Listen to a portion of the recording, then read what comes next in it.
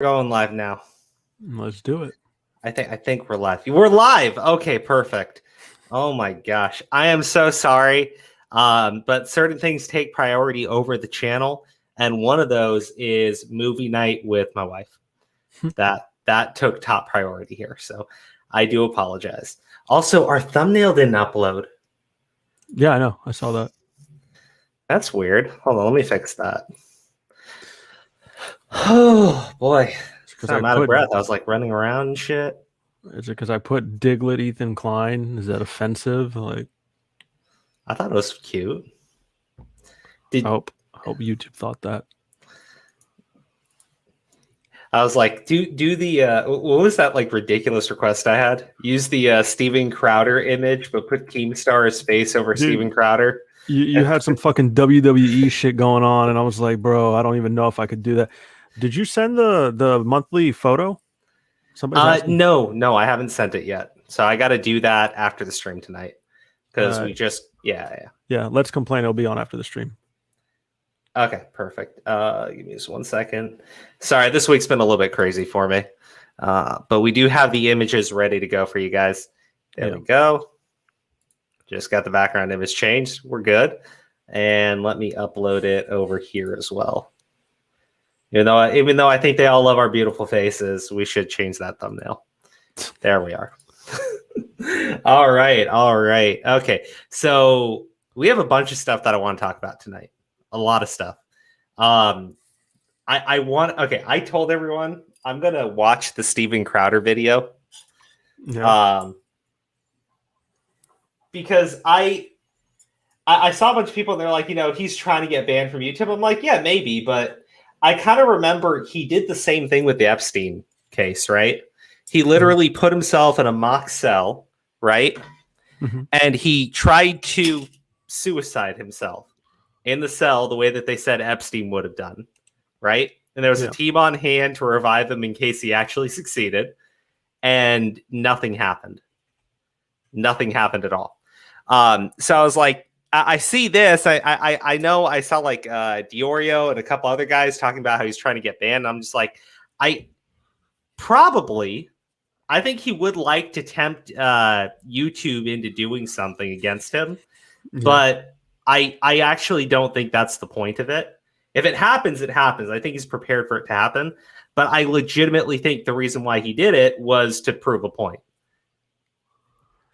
Did you see the follow-up? He said that he should just take like more doses of fentanyl like to see if it really works. I was like, the fuck? Wait, who said that? Diorio, but that's fucking hilarious. I put it in our fucking DMs. I mean, like, look, if you took 3.5 times the safe dose of fentanyl, I'm pretty sure that's gonna fuck you up. I'm pretty sure that's gonna fuck you up. It's a little more than that. It's like, yeah. But I tweeted about it, and like somebody tried to like show me a side-by-side comparison image between the guy who was on Crowder's neck and the guy who was on the Chauvin guy, right? Mm-hmm. And for those of you who are unaware, I actually used to do a little bit of weightlifting. Nothing crazy or anything, mostly for strength and everything. But the position that they're both using, they're putting their body weight on their knees. And I had this guy like arguing with me, trying to do like little lines and shit. I'm like, dude, it doesn't work that way, right? You use your heels to balance, right? And when you're leaning forward, you're putting your body weight on your knees, right? You're not putting them on your heel. Like, I guess if you lean back, you would, but you'd also fall over. First, let me get the super chat. A mental midget, a definite Brazilian who came to the U.S. from Brazil with nothing to his name at age 12, and a banker walk into a bar. God damn. Seagull Says, thank you for that super chat. That's a great way to start off the stream. Right, that. Oh, okay. Said first time watching live. Really appreciate that, buddy. Hey, man, thanks for making it. But yeah, no. We also want to talk about this situation. Okay, just to give you a rundown of what we're talking about, we're gonna watch that Steven Crowder video. I'll show you a couple of the conversations I was having on Twitter today, because I think some of the arguments I saw were a little bit interesting, and I want to talk about the trial a little bit. I know, Ori, you said you haven't really been paying attention to it too much. Mm-mm. Okay. Just to give a brief preview, as of right now, the trial is nowhere near done. Okay. Yeah. The prosecution is currently presenting their case. The defense has not called a single witness. Yeah. What's happened, though, with the prosecution's case, although they have made some definite scores, right? And we'll bring those up, is that each time they kind of get a point in, the defense gets in like 10. And I mean, it's so bad that 2 of the prosecution's witnesses so far have actually provided testimony that benefited the defense on cross. One of their key witnesses, who was called George Floyd's friend, was outed by George Floyd's girlfriend as being his fentanyl dealer. He's refused to testify now after being named a key witness, and is saying he won't do it on the grounds that, Fifth Amendment, he doesn't want to incriminate himself because he's the guy who gave the dude drugs. And just today, they had another witness for the prosecution give testimony on cross. The prosecution's witness and a bunch of legal experts were going over this, saying their own witness kind of put a fucking knife into their case. And then the defense said that they wanted to call the prosecution's witness as a witness for them. So it's really bad. It's really bad so far. And the defense has not even presented their case yet. One thing that you got to understand is, in a criminal proceeding, it is innocent until proven guilty. The defense does not need to prove someone's innocence. They just need to create a reasonable doubt, which so far they've done a banger job of doing. I tell someone today, if the defense is required to prove innocence, the prosecution has a much stronger case. That's not their burden, though. And I was looking at some headlines, and I was like, this doesn't match up at all with what's actually happening during the trial, right? They're basically going over what the prosecution's doing and talking about how, the prosecution landed this blow and, this looks so bad. But they never bring up what the defense has done and why it kind of demolishes what the prosecution's doing. And again, we're at the phase of the trial where the prosecution is presenting their case, and it should look like a clear victory for them because the defense has not had a chance to present a witness. So I want to go into that a little bit. And then there was something else that was kind of funny. I want to avoid the politics too much tonight, but apparently Joe Biden has been in talks, and a lot of people are starting to change their tunes. I guess they do want a border wall now. Oh, yeah, this is a popular opinion. Andrew, thank you for the $4.99. Thank you, Andrew. The trial is very interesting. Been keeping up with it since it happened. Absolutely crazy how his girlfriend is his dealer. No. No. The girlfriend. Yeah. So the girlfriend outed this person who was supposedly George Floyd's friend as being the dealer for both of them. And actually something that came up during the trial, and it's actually really sad, and it really kind of hurts hearing, is that originally when you're listening to the tape and it sounds like George Floyd is calling for his mom, he wasn't. Apparently in his cell phone, he had his girlfriend's name saved as Mama. That was his nickname for her. So when all that stuff was happening, he was actually calling for her, not for his mom. I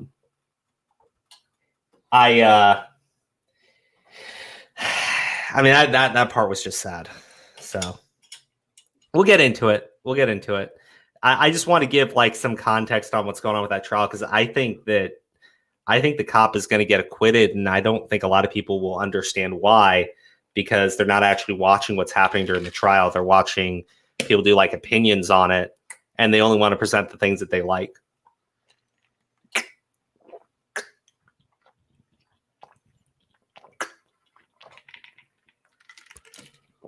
I'm just drinking water. You can talk. I'm just reading chat. I'm listening to you drink water like you're a fucking fish. Fucking. I was very thirsty. Absorbing that shit. I was very thirsty. If you can read the chat, you can read them out loud. To this, I've gone full blinders. No one knows what's going on. It's like that's all I'm reading. Yeah. Well, Look, my issue with the trial right now is describe the Vic case, Crow. goddamn describing the Vic case. No, never again. My issues with the trial right now are that regardless of the outcome, people are going to riot. If he goes to prison, they'll still riot. If he gets convicted on one charge, dismissed on another, they're going to riot. If he gets acquitted entirely, they're going to riot. My problem is because of the way that the story is being presented on mainstream media right now, people are going to think that the rioting is completely justified because they're not actually paying attention to what's happening during the trial. They're only getting secondhand information that's clearly biased and is leaving out key details that are very important. So people are going to think the rioting is justified because they already feel that it's a foregone conclusion. It's not. It's the same thing that happened in the Zimmerman case. It's the same thing that happened in the Trayvon Martin case. This keeps happening repeatedly. You get only one source of information. They leave out major details for you. And then when the outcome's not what you expect, people feel like it's justified to go out and riot. It's not. Well, there's a slight difference this time. If there's riots this time, remember there were peaceful protests when Trump was president, right? There'll still be peaceful protests. Sir. There'll still be peaceful protests. And until Biden is forced to actually do something, there'll be peaceful protests. And when Biden gets involved, then it'll be rioters, and then they'll need to be stopped. Because remember, the border wall was racist until it's no longer racist. Now it's Biden should build it. So before somebody else does, yeah. That's the dumbest thing. I got into this argument with someone on. It's like I shit post on Twitter. I was like, wow, that was fast. And some guy like jumps in and goes, "We don't need it. Mexico can deal with their own problem." I'm like, I don't think Mexico gives two shits that their citizens and the citizens of all these other countries from Mexico are coming into the U.S. and causing problems over here. I don't think that they fucking care. It doesn't do anything for them financially the way it does for us. I don't think it's something that they're really deeply concerned with. Oh, man. And then finally, the main story of the night. You were explaining this to me with John and everything, right? And it's, Just laughing. What? Go ahead. Nothing. Go ahead. Guys, they're not cages anymore. They were cages when it was Trump. Now they're just detention facilities that are very nice and take care of the children. Okay? Asshole. How dare you slander our beloved commander-in-chief? Oh, Noxin, thank you very much. And, it's no problem. Join when you can. I know these are long and late. Thank you so much, Noxin. Sorry I didn't make it in past streams. Glad to make it in this one. Love you guys. Noxin, we appreciate it. Very much. Based Indiana, man. Technically, no, I just got to Indiana. I'm from California. Okay. So the main story tonight is it looks like Deaf Noodles, right? And we kind of saw this earlier during the James Charles stuff, right? Deaf Noodles was jumping all over anything that Trisha Paytas or H3H3 were saying. Keemstar was kind of in that same boat. However, when Trisha Paytas got exposed for some very inappropriate things that she was saying with minors, Deaf Noodles shut his fucking mouth immediately. Just completely shut his mouth. We're not talking about it. It didn't get covered, if you notice that. That's completely under the rug. Yeah. Well, I mean, what's crazy is Deaf Noodles then went on to completely fuck up two other accusations, one of which is a fucking meme that he thought was a serious claim. The other of which was a 15-year-old, and he accused, they were between the ages of 15 and 16 when it happened. They're 18 now, but he said a 15 to 16-year-old sexually assaulted somebody because, I'm not making this up, because the girl willingly had sex, was ghosted, and later was upset. And Deaf Noodles promoted it as a serious claim of sexual assault, right? However, when actual messages of Trisha Paytas being very lewd with minors and with Shane Dawson was groping a 16-year-old and making very inappropriate comments, Def Noodles shut the fuck up immediately. So, yes, Def Noodles is in big league with Ethan Klein. I don't know if Ethan Klein even knows who he is. However, Ethan Klein definitely appreciates it, and I'm sure Def Noodles is just hoping to, be the next person to, give him a little bit of a wank in the back room. But why this way? Like, fucking why this way? Because I'm like, why don't you just like try to work together or use your time? By the way, Andrew, thank you for the $4.99 again.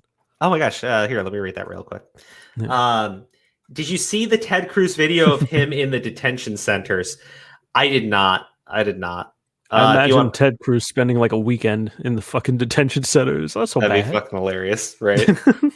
Well, no, now that it's Biden, I'm sure he's against the detention centers. Probably. Like, but what is it? Like why spearhead stupid allegations and accusations against people? Like, why are you doing that? You guys aren't even doing it correctly. You're not even trying to set a good example of how to.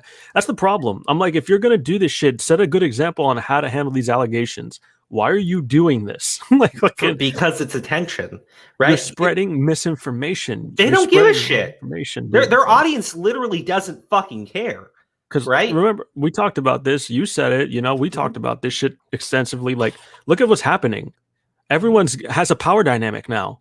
These people I've never heard of have power dynamics. Like fucking. Oh my gosh. People argue that the 16-year-old had a power dynamic with this fan. And I'm just like, what are you talking about? Oh my gosh. My hands are full. Can you read the first one from Seagull Says? Sorry. Yeah, sure. Thank you both. Thank you both. Thank you both. Seagull Says, how Dennis breathes with Ethan's shaft as far down his throat as it is just beyond me. Jesus Christ. Is that why you didn't want to read it? No, my hands were really full. Yeah, and Phoebe sends the heart. Thank you, Phoebe. Oh, Phoebes. Here, I'm going to put Phoebes up. Yeah. That's some intense shit, Seagull said. Oh, fuck. Oh, hey, son. Yo, Sam, what's up, boys? How you doing? What's going on, homie? How you doing? Okay, so look, I'll put it like this, right?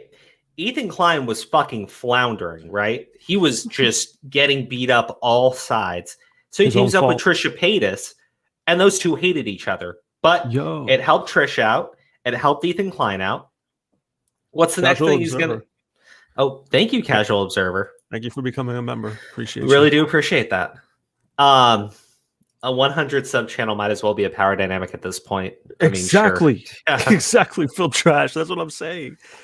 Go ahead. Sen, I'm sorry, you're going to be a virgin for life. You can never have a girlfriend. You have a channel of 15,000 subs. Damn. Wait, actually, it's 17,000, so that's even worse. But your power dynamic. I get is what huge. you mean. I know my power dynamic is off the chain, dude. Like, what the fuck? I don't know. I mean, we got our clout man in here, John. Clout nice. Man. The power dynamic. Here's the thing. His wife, I can confirm, is a fan of his channels. Right? Yeah. Okay, there you go. Johnmus Prime groomed his wife. Oh no. Yeah.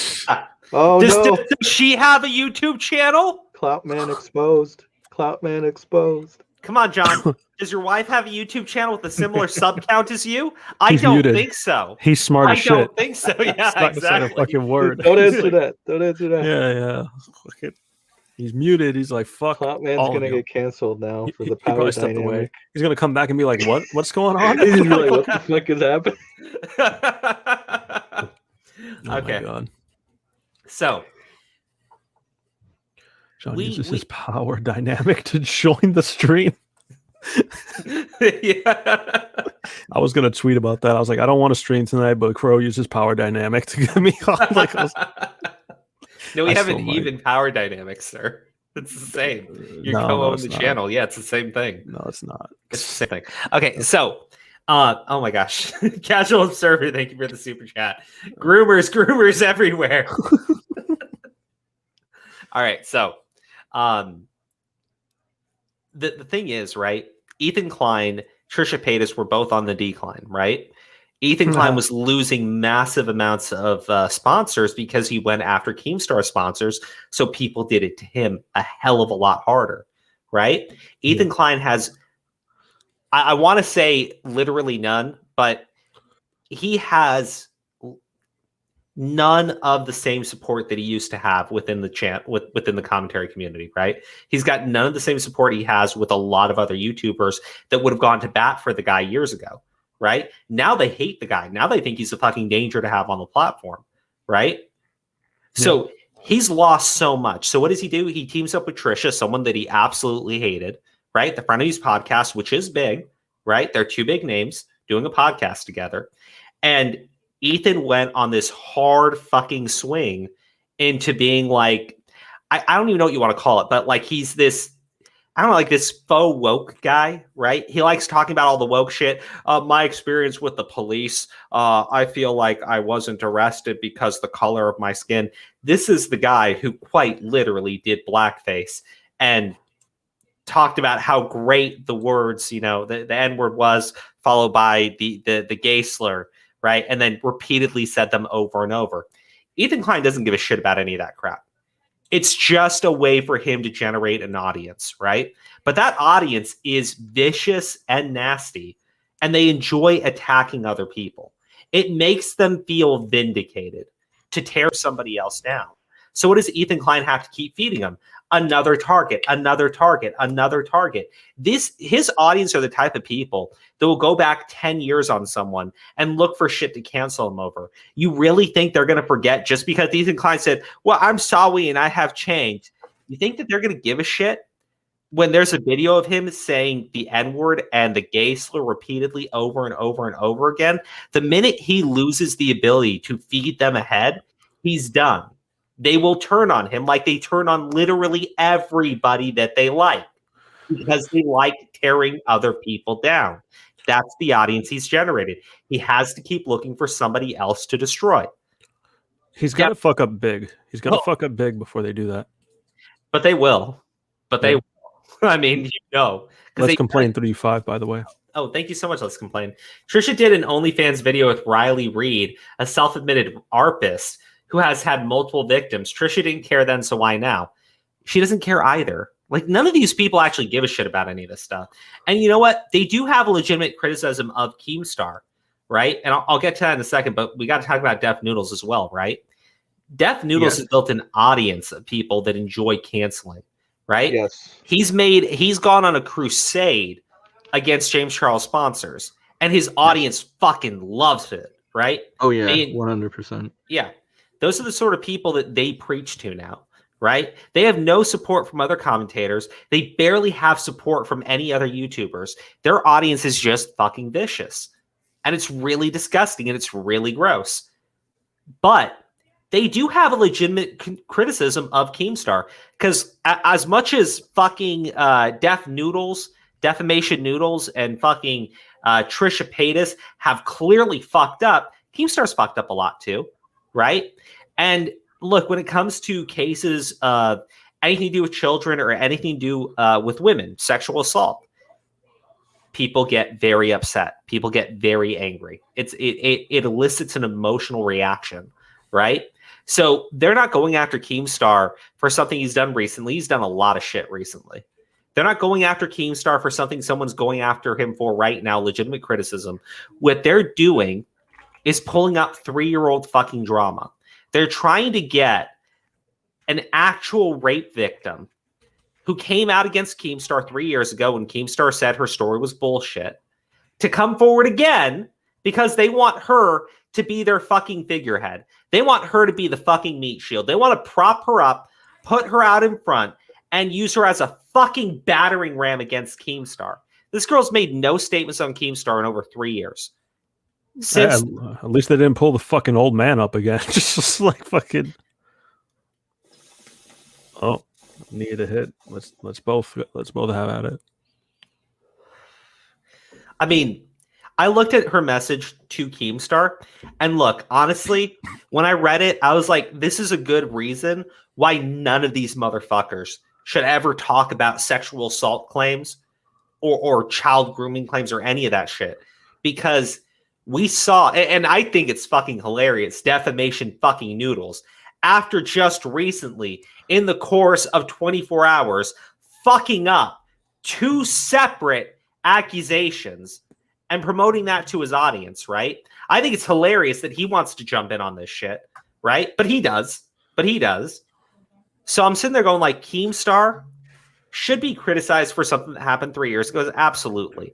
But the fact that these malicious, scummy, disgusting fucking piles of human trash are trying to, and I'm just going to use the word, re-victimize a fucking rape victim so they can use her as a fucking prop to go bash Keemstar over the head is disgusting. Beyond that, it shows you that none of those individuals, right? And for once, I'm leaving Keemstar out of it, that none of those individuals actually give two shits about victims or any of this crap. It's just food for their audience. It's vendetta. Just food for their audience. It's for the vendetta, bro. Like, okay, if she would have fucking tweeted this out independently right now, I don't think, we could actually hold them accountable to this or to what you just said, the narrative or the argument, right? Yeah. But remember what Ethan Klein did when he did the content nuke on fucking Keemstar. Remember what he did? Etika. Remember the deceased Etika? He weaponized that against Keemstar, and that's what fucked him up. Yeah. And then he tried to like, at G Fuel, he does the same shit. So does Def Noodles. Def Noodles got ballsy with that. They keep fucking adding James Charles sponsors and shit. Like, and I say this shit again. What is taking James Charles off the fucking platform going to do? It's not going to do anything. He could still fucking contact other people. They act like he can't just get another Snapchat account. Another Snapchat, another Tinder, another anything, really. You know, like another anything. That's what I'm saying. Like, no, he can just get another Snapchat account. He can. They act. I will say it again. And you know what? I give credit to Moist Critical when he criticized his own audience. He pointed out the problem. You have a bunch of fucking weirdos online that all think that they're the fucking anime hero. They're the fucking savior of women and children everywhere. But deep down, they're just nasty, malicious, vindictive assholes. But they need to feel good about themselves. So they will demonize someone to the point where they can feel justified in letting loose all of that pent-up rage and disgust that they held for themselves. So, like, this is nothing. It's nothing new for Ethan. I feel like he'll go to any fucking loop or jump through any loop to fucking take a shot. Because did you see what I sent you? And I think John just resent. Is it the? It's the reptilian overlord. Yeah. Oh shit. $20. Yeah. Oh my gosh. Hold on. Cody from Cody Culp. The worst is seeing Trisha tweeting, "Oh, I'm trying now to be sorry. I'm responsible for my actions now." It's like watching people made out of literal garbage trying to say they are recyclable. Yes. God damn it, Cody. First off, thank you for the super chat. But also, very true. Like, Trisha Paytas is probably the worst person to be involved in any of this shit, right? Because, look, when people point out the Shane Dawson shit and the clips of her with Shane Dawson, she immediately goes, well, Shane Dawson set it up. Bitch, you're grabbing a 16-year-old's ass. You're asking the 16-year-old how much they can fit in their mouth after commenting on their underwear. You can blame Shane Dawson for setting it up. You fucking did it. But does she acknowledge that? No, I've made mistakes in the past. Well, look, if I'm going to sit there and say James Charles should be removed from the platform for what we can prove definitively is sexting with minors that he says he did not know the age of and that they lied about their age, and those people can never actually prove that they did inform him of their age. That's the long and short of the James Charles situation. But Trisha Paytas has made multiple tweets about minors talking about how she's in love with them. She's on video groping a 16-year-old's ass who she knew was 16. So I'm sitting there going like, well, if James Charles is a fucking danger and should be removed from social media and not have a YouTube channel, all this other shit, bitch, when it comes to fucking pedos and people who abuse children, I don't ever let them go with that stuff. I don't ever forgive them. They don't ever get their channel back just because they said Sawi. James Charles said Sawi, and you don't think that that's okay. I don't care if you said Sawi. Fuck you. You're fucking creeping me out when you say it like that, first of all. No, the fucking Sawi? Yeah, that's nasty shit. Sawi is a good way of saying sorry, right? But when you actually don't fucking mean it, you just want all the people to get off your ass. Sawi. Yeah. Sawi, I didn't mean it. Leave me alone. Thank you, Seagull Says. I'm just saying, literally, right? If we're going to talk about James Charles needing to be removed from the platform for the danger that he is to children and shit, right? And him apologizing doesn't mean shit. Well, then Trisha Paytas, who literally groped a 16-year-old on camera and wanted to blame Shane fucking Dawson for it. No. Fuck no. Get that. You know what? I will absolutely support anybody, right, who says James Charles should be removed and have his channel taken away, right? I will not criticize them if they're holding that exact same fucking standard for Trisha fucking Paytas. Because at least they're being consistent. At least they're being consistent. If nothing else. Are you going to read that chat? Yeah, sorry. I was in the middle of a rant, so. Daily reminder that Ethan okayed Trisha beating his brother-in-law because they'd gotten over it. When you put business partners over family, there's literally no saving you, not a chance. Yeah, well, yeah. That's the other thing, right? They gotten over it. It's okay. Like, no. Like, it's not okay. Like, if you get busted doing something that you yourself call fucking disgusting, gross, irredeemable behavior, right? But you said, sorry, it's okay now. Everybody forgives me. No. Trisha should not be allowed on any social media platform. You know what? I'm going by their standard. Crow, real quick. Yeah. Did you ever hear that H3, like, this might be gossip, but is it true that H3 had a divorce with his wife? I heard that too, but I don't know if it's true. Yeah. This is fucking random. I thought you knew or something or had the info on that because it's been bothering me ever since I heard that. I'm like, is that true? I can't find it anywhere. If anything, that's a little karmatic for him. So. Yeah. Seagull says she doesn't beat him anymore. Yeah, fuck. Oh my god. What's her fucking face? I almost gave Trisha Paytas a brand new name. I was going to call her Samantha Crin. Anyway, fucking, I don't know, dude. It's been a long day. Fucking anyway. He also made tons of cringy and disturbing fucking tweets about necrophilia. Remember that? Ooh, H3? Trisha Paytas. Oh, Trisha Paytas. Okay, she's got issues. She's got issues. Okay, so you want to? So look, let me go over to the tweet, right? But look at the age on this shit, right? So this was Dear Keemstar. This was in July 30th, 2018. Okay. Now I'm going to read it for you because look, it's legitimate criticism of Keemstar from 3 fucking years ago. Do I think he's forgiven for anything he did back then? No. Obviously, this is just another example of Keemstar fucking up, right? There are multiple examples of it. But look at this slimy fucking creep. I'm so sorry, Jesse. On April fucking 6th, you fucking slime ball. You fucking loser. You know, somebody informed him that this happened 3 years ago, and he just immediately, his little 2-inch pecker just sprang to a full erection of 2.5 inches, right? And he just said, oh my God, I'm so sorry, Jesse. Please contact me in my DMs. Like, fucking weirdo, dude. I swear to God. Look at this. I fucking Kavos jumped in. As usual, Ethan using someone for his own gain, who proceed to discard later once he has what he wants from them. Not thinking about the actual person involved or even caring about what they have been through. What if this person doesn't want to relive this? Yeah, it's actually called re-victimizing somebody, right? I don't know anything about the situation, but it's so transparent that you don't actually care. Just want to use this for your own gain. That gets a like. That gets a like. There's no way you'd miss this and completely misread the situation. It's there, Kavos.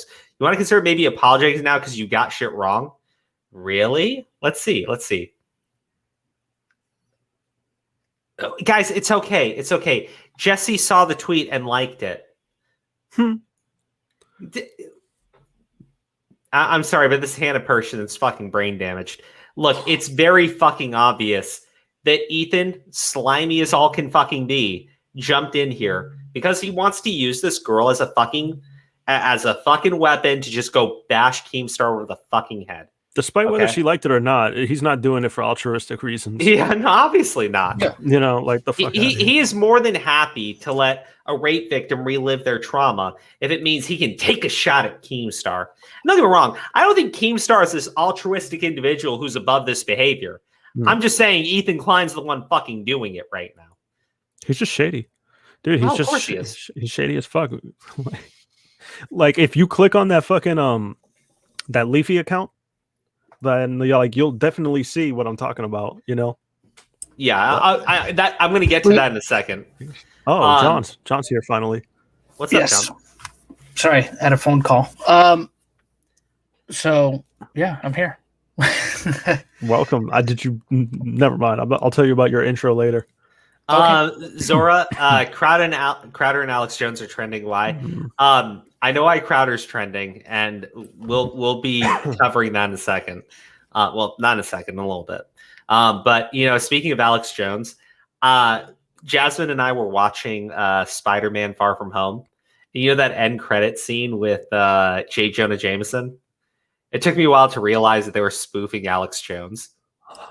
It took me a little bit because like the background of his controversial website, I was like, oh my gosh, they made J. Jonah Jameson into Alex Jones. What's up, Tug? Thanks for stopping by. Oh, Tug in the chat. What's up, Yeah. Tug? Oh, hey, Tug. Has Ethan ever been motivated by altruism? Fuck no. No. I'm motivated by other things that start with an A. But Oh fuck him. my god. Yeah. No, Ethan Klein gets motivated by two things: money and his petty ass fucking vendettas. Yep. To be honest with you, I think it's the same for Keemstar. But lately, as much as I do criticize Keemstar, Ethan Klein just goes so much fucking lower, and he does it so consistently now. It's because he always portrayed himself to be like the good guy. He always portrayed himself to be the good individual. Keemstar never did that shit. He was okay at one point, though. That's the thing with Ethan. Like, Yeah. wasn't he technically kind of a good guy at one point? Like where Ethan- people actually liked them and like the community even liked them at some Dude, point. he said But he was N-word. passable. Yeah. He said the N-word with the F slur, dude. Like that's what I'm talking about. He's like, oh, it's about context and freedom, like shit like that. Now all of a sudden, Now he's switched up, right? He'll Now get he people just canceled for simply- shit like that. He was Yeah, more no. what it was with Ethan before is that he was much more. He tried to be much more of that relatable guy, right? Even if you didn't agree with him, he didn't go so hard on everything like that he's into now. He didn't double or triple down like how he does now. So I did want to say one thing because these Tug hills is that in he the doesn't need chat. to. Yeah. Sorry, I want to say congratulations because he got really positive news recently. Yep. Congrats, what I Tug, think it saw is? that. Yep. Yep. Okay, So- yeah, congratulations. Good Yeah. to hear it. Yeah. I know. so- I haven't had. I was gonna DM him, and I just been so busy. But Tug has beaten cancer. The Almighty God, Congratulations, man. the Almighty God, Tug has beaten cancer. Congrats, buddy. That's Congrats, nice. man. awesome. Yeah, I'm glad to job. hear it. 2021 has had some shit news, but that was Congrats. like really awesome to hear. Dude, yeah, Um, I'm glad to hear something good. I've been looking at stupid Ethan Klein and fucking Trisha shit all day. I know, right? Wouldn't it be nice if because Tug, I do appreciate this. We do these streams talking about all this stupid ass fucking drama. Tug was able to do a positive stream talking about positive news. I was like, that's nice to see. Yeah.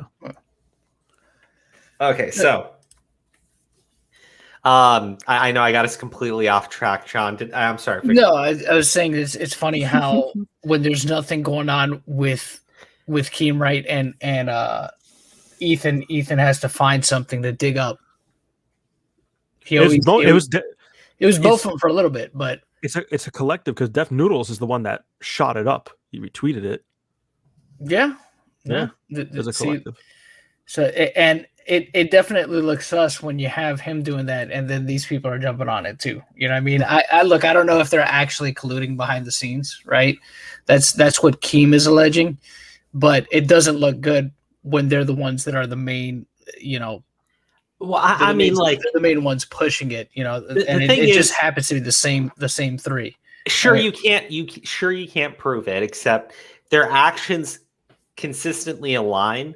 And Yes. again, when Defamation Noodles is so fucking bloodthirsty that he'll literally promote an image, right, that is tagged as meme and tagged as funny as a serious accusation of sexual assault. Well, hey. Hold on. He's a cat. Okay, so hold on. Can't take it seriously. He's just a cat. Character. He's not a real person. He's not a real person. What's the point of this stream? Turn it all off. Like, he's just all about a cat. Okay, he's just a cat. He's not to be taken seriously because it's just a cat. He's not a real person doing all this. So, whoa, I didn't even see that. Defamation Noodles tried to cancel Mr. Beast. Fucking Christ, no way. Okay. But the point I was trying to make was, you got Defamation Noodles who will literally promote any accusation that comes forward, right? Any accusation doesn't need proof. They just need to make the claim, and Defamation Noodles will be the first one on Twitter to blast it out to everybody. As soon as Trisha Paytas, Ethan Klein's co-host, business partner, whatever, fucking dumbass cunt, whatever you want to call her, right? As soon as she was being shown to be groping a 16-year-old's ass, right? And sending out really dirty and disgusting messages about minors and what she wanted to do with them, all of a fucking sudden, Defamation Noodles just decided that's not important. That much I don't want to talk about.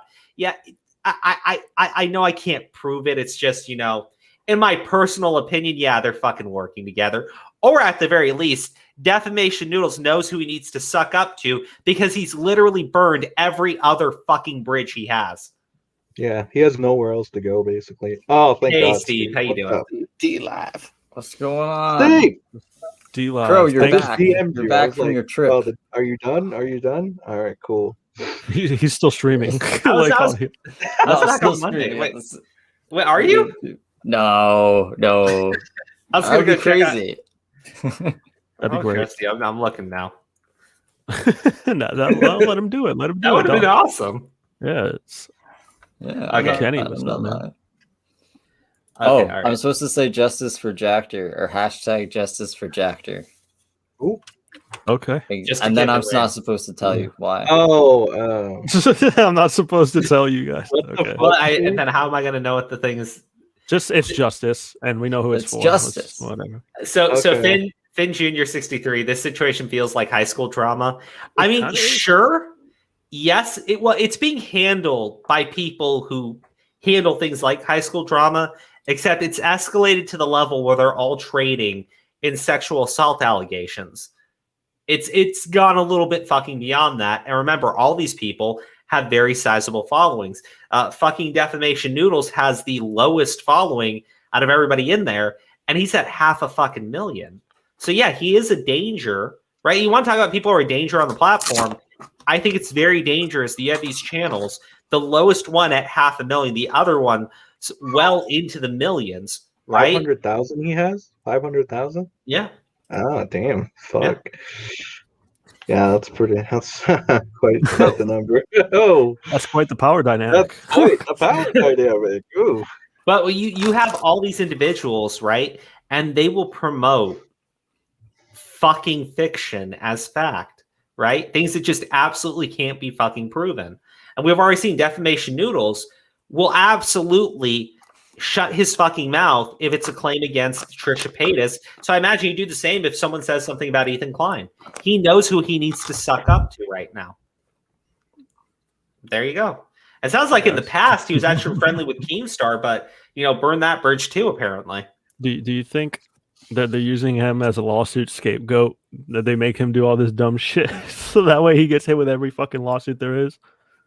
No. I don't think that's happening. You think he'll go to court with the cat ears and be like, "But Your Honor, Your Honor, I just Your like Honor, to say I'm that it just wasn't a me, cat. it was a cat. I'm just a cat. It's not. Yeah. Dennis is a different person. He's actually not here right now. they put him in the fucking psych ward." Like, Condor Commentary wants to know what Steve is eating. Steve's Thank you eating. for the super chat, buddy. What are you eating, buddy? Okay, sorry, I was muted because I was typing for a second. I was eating. What am I eating? Philippine mangoes. Oh shit, those are dry. good. Oh, really good. Right there. Those are really good. Yeah, You know what's pretty really dope. good? The fucking god damn it, I'm blanking on it, but you get them at the Mexican market. Platanos? The spicy like kind of powdery shit. I have Okay. no idea. It's like everything. Spicy, powdery mango. No, it's like a fucking it's It's like this sweet, spicy dip that you like put the mangoes in. Okay, you should see. God, I've never had that. I kind of want it now. I'll look it up, but it's fucking delicious. You should get Seagull Says a super chat. War of the Worlds was an autobiography. Trisha Paytas, probably. Jesus Christ. Seagull gets on fire with some of these. Yeah, fuck. Seagull's probably got the best ones, I think. He's got the best liners. No, was it Chicharrones? Chicharrone. Is that it? Yeah. You know, Chicharrones. You know what I'm talking about, right? Chicharrone is like pork rinds, isn't it? No. It's not Chicharrona. I think it has pork. Chicharrona, It is, right? Marigo? Yeah, chicharrona is pork. Well, it's just cut up small pieces of pork. They can be like pork rinds, but they can be they're typically fried, but not necessarily. They can be boiled. Tamarindo. That's it. Tamarindo. Tamaringo. Yes, that one. That fucking one. You get like you uncultured swine. I got it eventually. I see sweet. Okay, all right. So we're a little bit off topic, but essentially what happened was 3 years ago, this girl, Jessie Smiles, made a statement about Keemstar, and she hasn't talked about Keemstar since. But she was assaulted. She was raped. The person did. Yes, the person confessed to doing it. Okay. The person took a plea deal in court. Okay, and she was not allowed to speak about it for 2 years. Keemstar went on to call her a liar, call the story bullshit, according to her. So she made this statement on Twitter about him 3 years ago and then stopped talking about the situation entirely, right? Now, again, just yesterday, Ethan Klein, the slimy little fucking snake that he is, jumps in to say, I'm so sorry, Jessie, right? That's pretty much where we're at. Now, there was the reptilian overlord. I'm going to play this because you've been telling me I got to play this. I think they're just using a Leafy avatar. I think it's a fan, yeah. I think it's just a fan of Leafy. It's a fan. Yeah. All right, let's see what this is. Wilson, my God. Yeah. Did you know? It fell through though because one of the Viners was accused of rape. Little rape. Yeah. Little rape. Yeah. That's fine. Oh no, Marco Panax said this. Well, actually, he still has a successful. Who is it? Well, hold on. Let's go back. Yeah. Little rape. Yeah. That's fine. Yeah. Okay. Well. No, they're gonna say he enabled Ethan. Poor Markiplier. Well, I mean, but like it's over for him. But look at the date on this 3 years ago. No, Ethan Klein's on his fucking podcast joking about how rape is fine.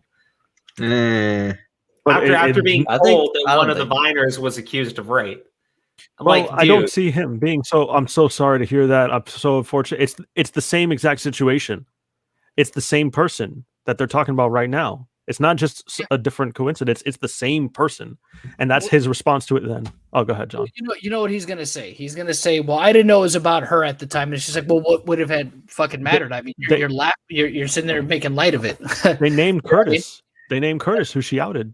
Well, exactly. Yeah. See, that's the thing. The person who did it, and yeah. But that's what I'm saying. He'll probably pull the whole. Why didn't? Oh, here, let me put that on the screen. Oh, you're probably right. Oh, what the hell? What does that say? It's called Condor Commentary. Love Your Melon. I think it's a melon head. Love your melon.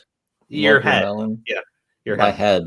This is my head. Yes. I thought you were talking about titties. I was like, that's perverted. That's what that was about. Okay, so basically, fucking this dumbass fucking moron tried to find this claim to use against fucking Keemstar, right? And it turns out at the exact same time, he's on his gay in chat. I can't joking type about it. Well, I mean, who's honestly surprised? I mean, it's Ethan Klein. What can you say? It's well, I mean, look at the balls on this guy, right? His own podcast has 2.6 million views. He's fucking joking about the same rape victim. It's like, did he really? He must have forgot he did that, right? There's no way out of 2.5 million people, right? Or at least 2.5 million views. What, 2 million people probably?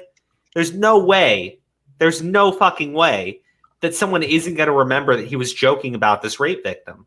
The same one he's going up to right now to use as a fucking stick to go fucking jab. Cudgel. Yes. Casual Observer, thank you for the super chat. These people hit peak character development in high school, guaranteed absolutely brain dead. No, fucking middle school. They didn't make. I mean, that podcast hasn't been doing Ethan any favors, other than like monetarily. But he said a lot of dumb shit that's come to boomerang him in the ass. Well, exactly. That's the thing. The problem is this dumbass used to not be down with all this fucking fake woke shit, right? Now he is. So people are going to go through his fucking podcast and they're going to find every fucking time Ethan Klein opened his goddamn mouth and said something stupid, offensive, or that can at the very least be taken the wrong way. And they will shove it in his fucking face. And it won't just be the fucking woke people that are now fans of his, right? Because he's attacking others and they fucking love it. It's going to be all the people that he attacks and their audience. They're going to go through everything that idiot has ever said. This is why you don't take a harsh stance on these subjects when you clearly. I'm sorry. Let me use something simpler. Those who live in glass houses shouldn't throw stones. See, but the thing is, I don't think he cares. Because, I mean, think about, look, the whole stuff with Keemstar, right? And him going after Keemstar sponsors, that he should have known that people were going to do the same thing to him. And they did. They went and used the what was it? The iDubbbz nice little term that he used over and over again, right? They went back and found that, and they shared that with all his sponsors, and his sponsors got dropped. And then the dumbass goes and he does the same thing to James Charles, right? Goes after James Charles and sponsors, just like, bro, they're gonna do the same thing to you again. Why are you doing this? You know, it's like now they're gonna go after him and Trisha. He's gonna take this bitch down with the ship, like, you know. Yeah, exactly. She's gonna go down. Let's be honest, Trisha's not that smart. I mean, it's not just her not being that smart. Trisha said much worse shit than Ethan Klein. Well, did they bring up that clip of him saying like women are objects to be what the fuck did he say? Women are things to be overcome or something, not overcome, like to be obtained. So he said something real fucking sus, and Filthy Frank was on like in the background. He was just like I don't know if that's what fuck, I wish I remembered like what he exactly said, because it was really Steve, that hasn't been to be conquered. Yet, women are objects to be conquered. That's what he fucking said. You could totally. Ethan said that. Yeah, Ethan said that. Sounds like some shit. I mean, I don't think. Here's the thing. He if he said that in the past, he definitely shouldn't be doing this. You know, whatever the fuck he's doing, moral that's where you draw bullshit. That's where you draw the line, dog. Like, I'm just saying, like, if he has no room to talk at this point. Like, come on, like the minute he said the N-word, F-word thing, bro, he shouldn't talk ever. Like, okay, you know. That's the thing, right? Ethan has no place to speak on a lot of this shit because he said so much fucking worse, right? Yeah. Or the same, or equal to. He can't pull up fucking Keemstar and go, "You called her story false," right? Well, meanwhile, he's over here laughing and saying rape's okay when told this girl was raped. Well, do you remember the fucking James Charles, the hoodie thing? Ethan's like, "Oh, you stole our idea," even though, you know, he doesn't own color block and shit. Right? Well, he thinks he does. So yeah, I'm trying to remember. I think Ethan's not that smart. Ethan will come out with a color for a fucking crayon, and then he'll see Crayola with it and accuse them of stealing his idea. Guys, not very intelligent. Do something similar with like tie dye though. Well, I was gonna say, didn't he kind of supposedly, allegedly, didn't Ethan steal some like idea or joke? Oh, Vape Nation from Filthy Frank. And that was his whole shtick. Yeah, I remember that shit. He stole that shit, Vape Nation, from Filthy Frank. Remember that? Condor Commentary, thank you for the super chat. Ethan used to be base, now he's 100% soy. I think it all started with the podcast. Well, you know, when Ted was in here earlier, he pointed out the Matt Haas lawsuit is what really fucked Ethan Klein over. Well, he definitely there was definitely a change in him after that all was settled. Because that's around the time. Did he win that? He did. That's the thing. He did win the lawsuit. But the thing was, like, after that, it was around that time, I believe, also that he did start the podcast. So I mean, all that stuff kind of lines up. It does all kind of line up.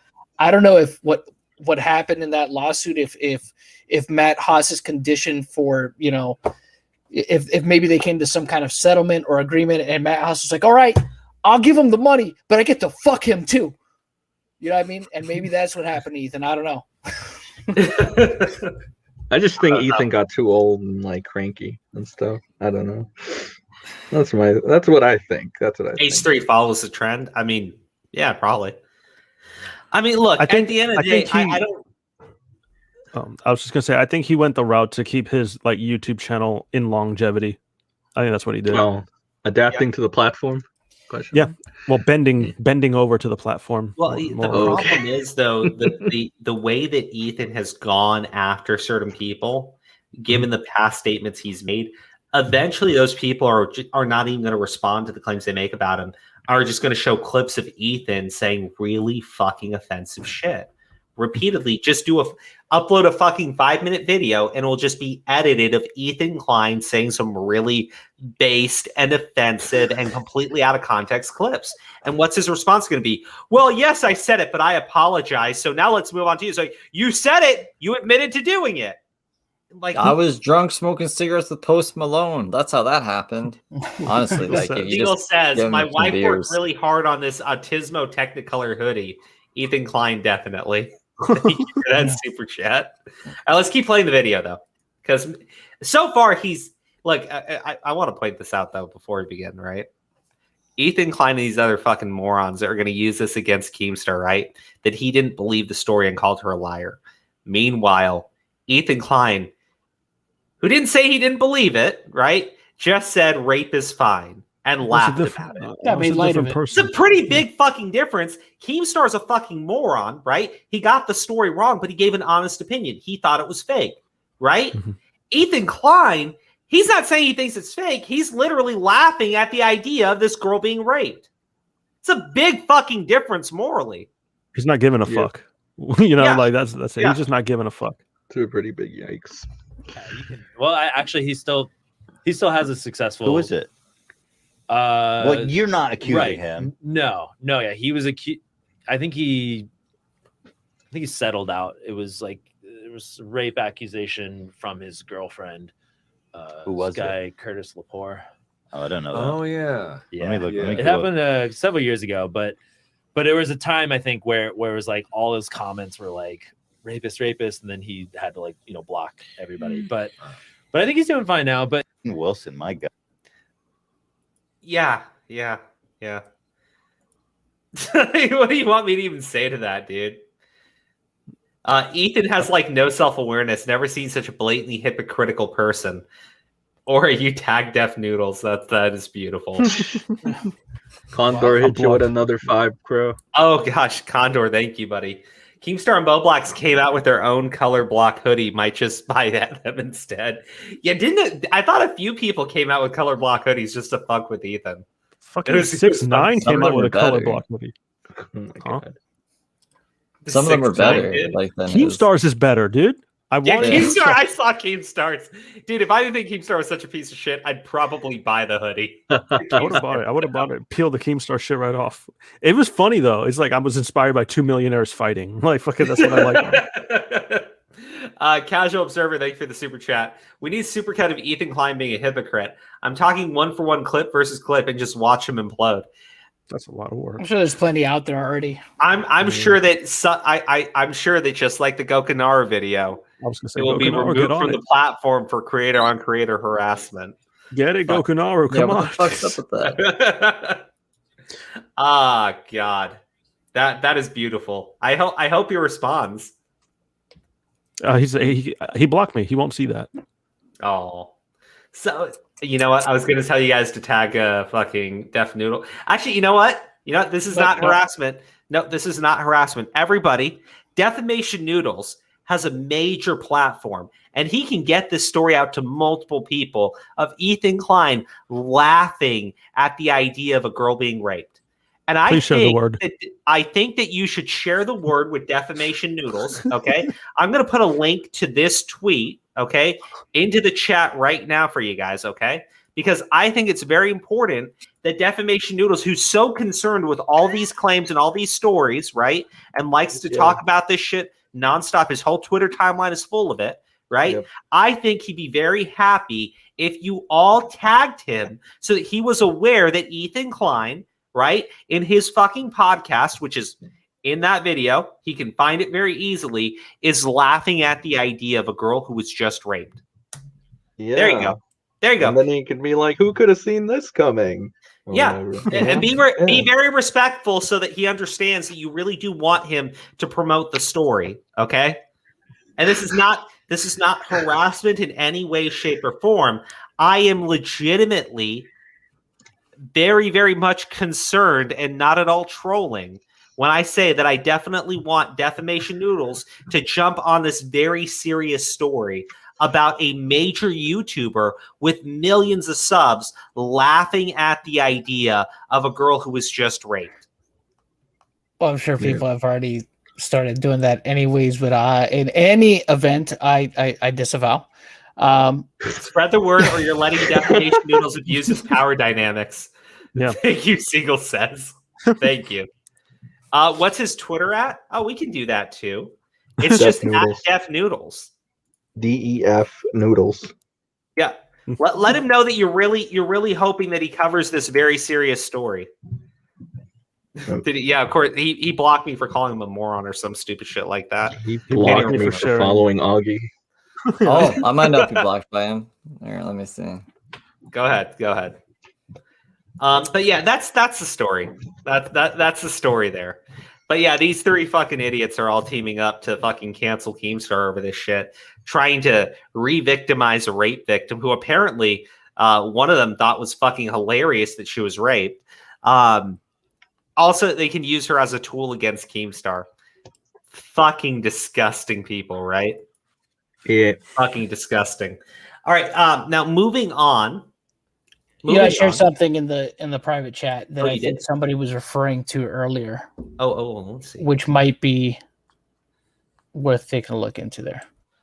Oh, I saw whoops. I was like, what? You sent our own stream in the chat. It's a link. Oops, wrong thing. My bad. I guys, the wrong thing. normally I don't ask you guys to do this, but could you all drop a like on the stream if you're watching right now? That's it would be very, very much appreciated. My bad. The more likes we get, the more the stream gets shared. Yes. Where is this tweet? Check. Is this your tweet? What? Steve, I'll send it to you, man. Don't worry. I got you. All right. I thought it was a tweet that we were sending definitely. It's okay. I got you. I'm going to do it. I got you too, bro. James Charles exposed by D'Angelo Wallace. Ethan Klein and Trisha Paytas. Go off, sister. Fucking my God. Go off, sister. The way you fucking said that. Oh my God. What? How did I say it? You sounded like one of the fucking Spice Girls, bro. Like fucking, all right, my sister. It's cool because you also sound like fucking Shane Dawson. Like that, Fuck you. That's what's really cool about it. Fuck you. So way to go, my sister. We're gonna watch this video, but I gotta speed it up because you can't have too much defamation noodles in your diet. Hey, to see everything wrong going on the internet because James Charles got called out by D'Angelo Wallace and Trish Paytas and Ethan Klein went off with James Charles. By the way, folks, somebody recently sent me a photo of Army Hammer's favorite type of soup, allegedly. Irrelevant news. Addison Rae hid under a jacket, so the paparazzi she called on herself didn't find out that she went to a COVID party. And it was as effective as a self-watering watering can. And in other news, Corp's husband, Valkyrie, and Saikuno played Among Us with Jimmy Fallon on The Tonight Show, and it went amazing. Pause. Yeah. Pause. Fast as shit. Hold on. I don't want to listen to this dumbass. I was about to say like he's about to cover Jimmy Fallon and all these people playing the Among Us. Who gives a shit? Who gives a shit? No. Listen to me. They had the game paused or something for like 5 minutes in the chat. There was somebody who did a gigantic, when they do like all the images together, like all the text together, and they create an image. Someone did an image of the Among Us character with a massive fucking boner, and they left it up in the chat for like the longest fucking time. It's hilarious. It's fucking hilarious. Someone put Crow's face. Fuck you. No. Thank you for the super chat, Condor, but no, don't do that. Don't do that. Baby Spice? Yeah, you should. That'd be dope. Gosh, That'd be hilarious. I don't know about you folks, but my favorite form of entertainment is 10 people talking over each other. And now for something totally unrelated. Why wouldn't you bring up the gigantic fucking Among Us stick that was in the chat while they were fucking playing it? You dumb brain dead bitch. Like, why would you call yourself fucking satire and fucking comedy and shit? What fucking comedian ignores that Jimmy fucking Fallon is in a chat with these massive fucking content creators and ignores the massive fucking dick that they left up in their fucking gamer chat? Come on, dude. He does. Look. Because listen. No, I'm actually mad. Hold on. I'm actually mad. He says he's a comedian. Listen. He's not funny. Listen. God damn it, dude. Listen. He probably doesn't like dicks. Not even his own. Rip. He probably doesn't know what it looks like, dog. He's just a cat. Yeah. Oh my god. He's not Dennis right now. He's not. I just go ahead. He's not Dennis right now, guys. Nope. All right, I'm going to bed, guys. But you guys have a great stream. And no, Steve. Rip into Def Noodles. I retweeted that. I said Def Noodles, you got to do a video on this because it's important, and I'm sure he'll see it and he'll say it's yes. not as important as you being here, Steve. Like, yeah, what the Steve, fuck? I'll come back. I got vaccinated the other day, so I'm still kind of like okay. I'm gonna be like healthier now. Good. Oh, yeah. I'm okay to I stream. won't die. Vaccine. Right. And if Oh, sorry. A little bit, Why just are yell at him people and say he's laughing? gay. Why are people laughing about somebody taking a vaccination?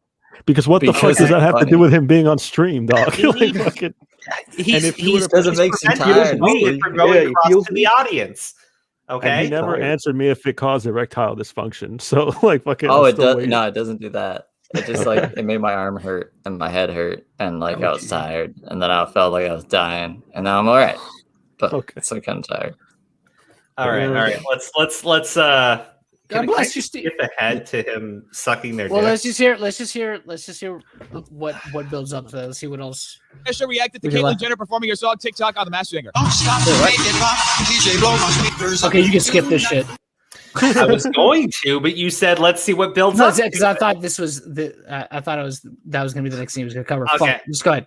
Well, this is Logan Paul now. Holy shit! Here had Is an it? interesting conversation Yeah. in the latest episode of his podcast. You talked about hating men, but I don't know if I believe you. I don't hate all men. I just hate there's so many things about the way that society treats women, and I think misogyny negatively affects men as well as women. Like guys aren't supposed to cry, and guys have to be strong all the time. And Hey, who said that guys can actually shed tears? That is completely false and defamatory of the. Okay, first off, I know we're talking about defamation knows, but that bitch is dumb. She's very dumb. I'm sorry, right? Like, let me be very clear. And this is not misogynistic at all. When we go out, I got to take care of my wife, right? I got to show my wife plenty of respect.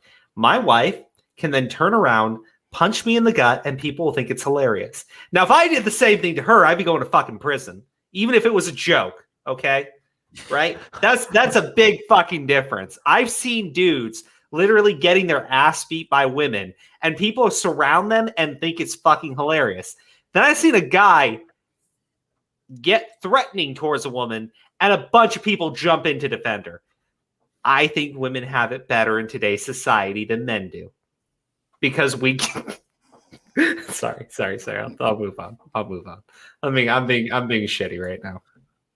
Male gender, and I want a retraction immediately. misogyny affects everyone, and it has made me resent men a little bit because I don't like the things that I see in our society. This goes and I on don't for a while. This is absolutely preposterous, folks. How could David Dobrik and Jason Nash actually do something like that to Katy Perry? I can't believe this. I am appalled. But I'm gonna react in a really horrible way. Yeah, no, perfect. yell at me. Yeah, push me. Oh, it was all pre-planned? Well, I certainly got egg on my face, folks. And non-consensual physical contact is hilarious. And in other news, Trisha Paytas had some thoughts about Mike Black. I understand he says he's a comedian and everything, but I feel like I have to inform him that comedy is subjective. Comedy is subjective, yeah. Didn't he take classes for this shit too? Or apparently, he's a comedic genius, right? He's been to all the popular comedy clubs in LA that you've never even heard of. Hey, Not I'd just rather LA, watch- LA I'd rather and New York. Okay, No, fuck okay, all get that. it right, Fuck buddy. all that.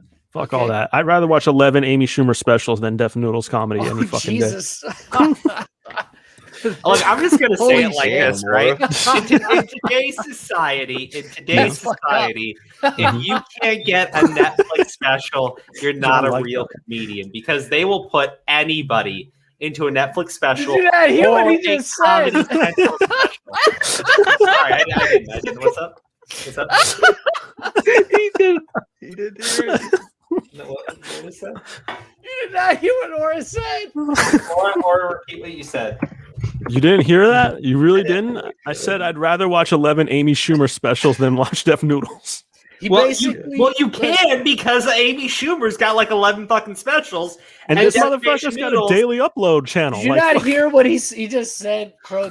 He's talking about the equivalent to fucking self-deletion there, okay? Yep.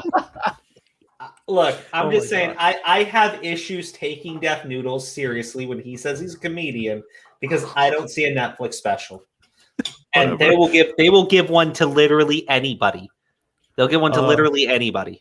Casual Observer, $5. Yes, Crow. We really do live in a society. Oh, we do? That's what they come. Yeah, there you go. Oh, well, Hell yeah. thank you, Casual Observer. Is Condor in the back, by the way? What? No. No? Okay, I gave him a link to hop Oh, on. no. I haven't seen. Condor's cool. I'm actually paying attention tonight. All right. Good shit. Well, go ahead. Let's see what the big brained, The comedic genius. intellectual of Comedic our time. genius. Let's see what the intellectual of our time, Miss Trisha has Say the to line say. part. Mike check from the Logan Paul podcast. So they were talking about the David and obviously whatever. And I was just getting like triggered by it because, he was saying like basically, oh, now all these people are piling on all of a sudden on David, like out of nowhere and all this stuff like that. That's right, folks. A woman may have experienced life-altering drama, but the real victim in this whole situation is poor little David Dobrik, who ended up monetizing the video. And then when he found out about the whole situation, never told anybody about it. Thank you, Mike Blackjack, for standing up for what's right. People come out now because they feel like, safe enough to do so, that if they say something, their voice will be heard. Well, thank goodness we have Mike Blackjack, folks, because if it were up to him, their voices would not be heard. Keep fighting the... Well, I'm really concerned because Defamation Noodles hasn't jumped on this Trisha Paytas story at all, or informed his audience at all of the things that Trisha Paytas has said and done with minors. I guess Defamation Noodles really doesn't care about the kiddies. Come on, hey, Crow, come on, Crow. Would you really want to go after such an intellectual giant like that? Come on, look, bro. I think Very the smartest intimidating. thing that Defamation Noodles has ever done is claim that he's just a cat living in a Minecraft house. He's not taken seriously. I'm being told hey, to Condor. tell you.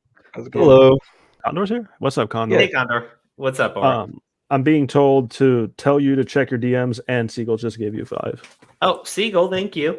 Taking a car battery to the nuts, 1180 Schumer specials. Defamation Noodles. God damn. It's true. I tell you. Wait, I'm checking. Bro, I'm my so DMs. sorry about your DMs. I think Boba Fett may have photoshopped your face onto Baby Spice. Oh, you guys suck. and now Boba Fett knows exactly why I haven't unblocked him on Twitter or wherever that I have him blocked. Discord, bro. Discord. It's Discord. No, he's on Discord. I got him on Discord. Yeah. Oh, I think he said Discord DMs. Oh, okay. All right. This is okay. I'll show everyone the cute image because it's adorable. I'm going to make it my avatar actually later. Nice. Yes. Okay. Let's see if he covers this story about Trisha Paytas at all. A good fight. I think these guys have like zero like gravity and concept. It's just like when Jason was like, I'm gonna call Trisha and all this will be over. It's like this has nothing to do with like just because I'm vocal about it, like doesn't mean it has anything to do with me. Like there's actually people like victims involved. Mike Blackjack is right, folks. If Trish Paytas was not involved in this situation, none of this would have happened. In fact, David Dobrik would probably still be filming vlogs with Dirty Tom. It's unbelievable the power that a single person can have over an entire situation that was orchestrated and executed by numerous people. I guess that's just how the world works for guys like Mike Blackjack who have a brain the size of a pea. Anyway, folks, James Carls Jr. was also a topic of discussion on the new episode of Frenemies. Because you know what, like these people who are sick like this, they keep doing it. Normal people be like, I got caught, not gonna do it again. But sick people like can't help themselves but do it again. He's like, sick because he's apologized. He's been accused of this. He's been given. Ela made this great point when we talked about it on Friday. She's like, he's already got his second chance. And he deserves a 3rd, 4th, 5th, 6th, 7th, 8th, 9th, 10th, 11th, 12th. 1 hour later. 1,996,372. 1,996,373. Yeah, get the point. Hey, speaking of second chances, more people in the beauty community like Kevin James Bennett are calling out James Charles and Morphe. It's pretty obvious why Morphe brushes, or should I say former brands, are protecting their cash cow James Charles. They must have a lot of money invested in his new brand. Why else would they drop other major influencers so easily but be silent about an admitted P-word? Oh, come on, folks. It's not that big of a deal. If Harvey Weinstein could go on for almost 30 years making money without any consequences whatsoever, James Charles should be allowed that window. What do you think about that, D'Angelo Wallace? Just go through this exercise with me for a second. So I guess Defamation Noodles found a friend. Good for him. We remember D'Angelo Wallace. Yes. And what a little whiny bitch he is. So I'm gonna skip through that one. At least D'Angelo's consistent. I don't fucking care. Listen, No. Carl. Part of the fun is to poke fun. No, I'm actually done with this situation. Look, you cannot make me care anymore when you've just shown me that you're willing to sit on fucking stories if it's from someone who can benefit you, right? You're gonna sit on this story about Trisha Paytas, right? Because she's currently benefiting you. To me, anything you say beyond that about James Charles or literally anybody else, I'm not going to take you seriously. Because if you have a serious accusation towards someone that you consider beneficial to you, you'll shut your fucking mouth. If the accusation is towards anybody else that you can monetize and gain clout off of, well, yeah, he's playing the same game that Ethan is playing right now too. Because I mean, he's made videos critical of Trisha in the past. Def Noodles has. Wow. He has a ton. He made a ton of them too. Yeah. But now he's going to gain some sort of benefit off of because she's useful to him now. Yeah. Yeah, I mean, so those videos go away. That's at least so far until she's not useful anymore. Well, and when I listen to Defamation Noodles talk about these claims against James Charles, I also understand that he's so fucking dumb that he literally reported a fucking meme. He got called out, and then he said, "I've removed the tweets because people said that there were problems with the credibility of the accuser." That was the dumbest shit. It's just like, bro, listen. It was fake. Just say it was fake, motherfucker. There was no accuser. The person who posted it said it was a meme and it was meant to be funny. There was literally the hashtag meme there too. That's all he had to do afterwards. He does this song and that's others because there's credibility issues about it. Listen, bro, call it what it is. It was a joke. It's okay. It's a joke. I got it wrong.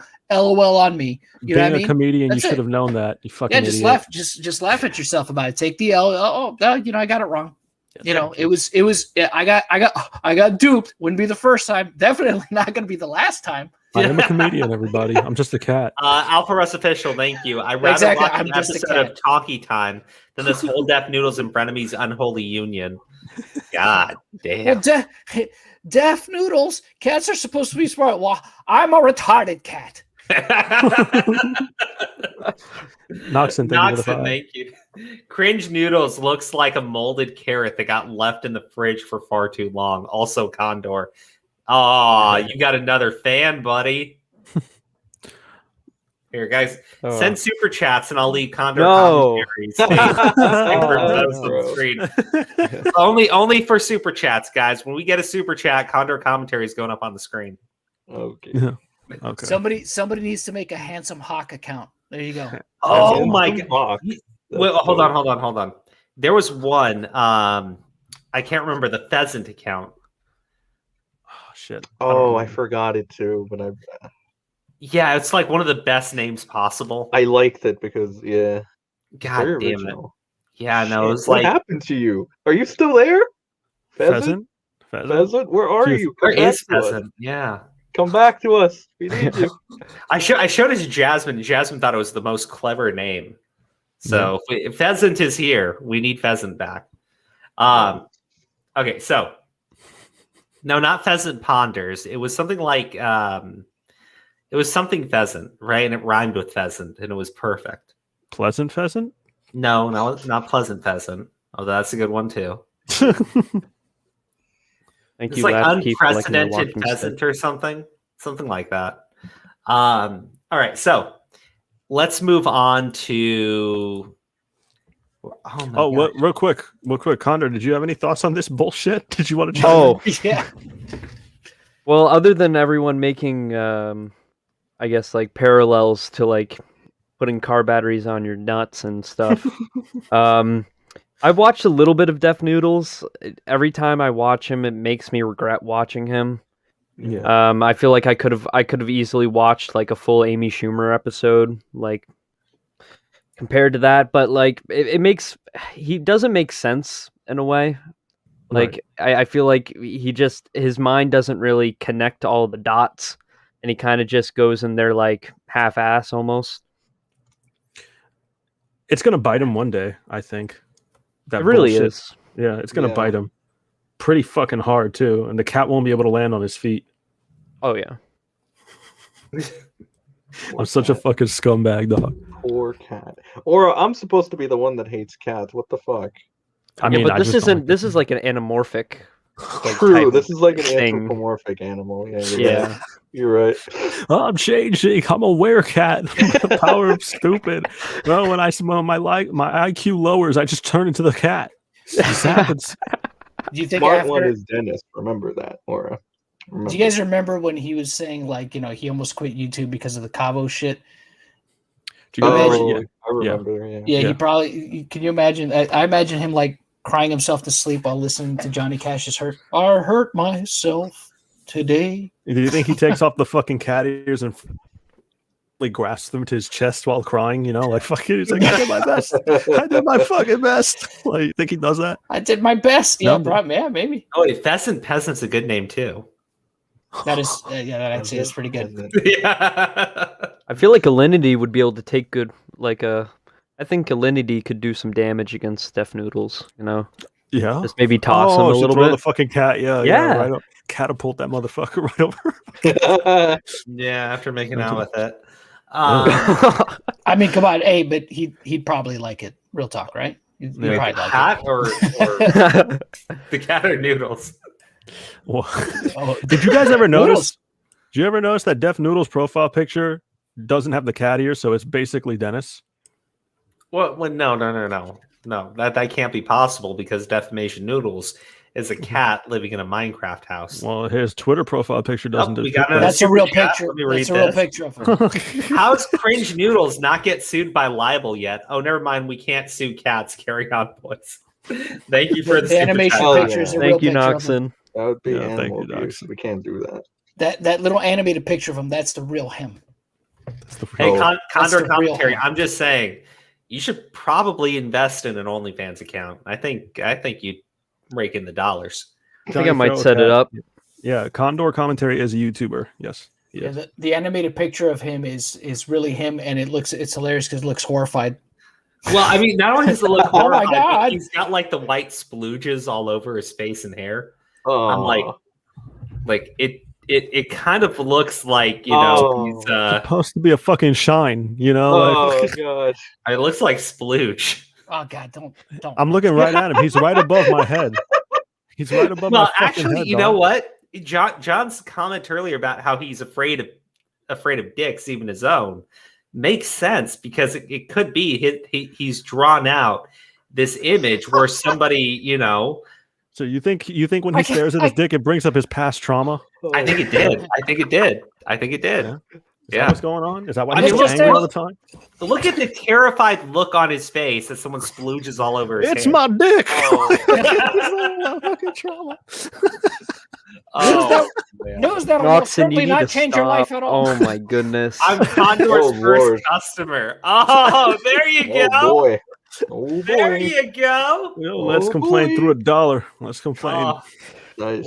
Let's complain. Thank you so much, buddy. Oh my Well, goodness. You also get Condor commentary on stream for a little bit. I saw Franco Carrizo. He was asking about my OnlyFans and my subscriber count. I think I have like 6. Yeah. I think that's what it is at the moment. It's a start. Lucky 7, come on, Lucky 7. Somebody come on, give this man Lucky 7. Wait, to his OnlyFans account? Of course, anything he wants, dog. I mean, okay. Johnny can't find it, I guess. Rule 34 when crow for Death Noodles. Oh, dude.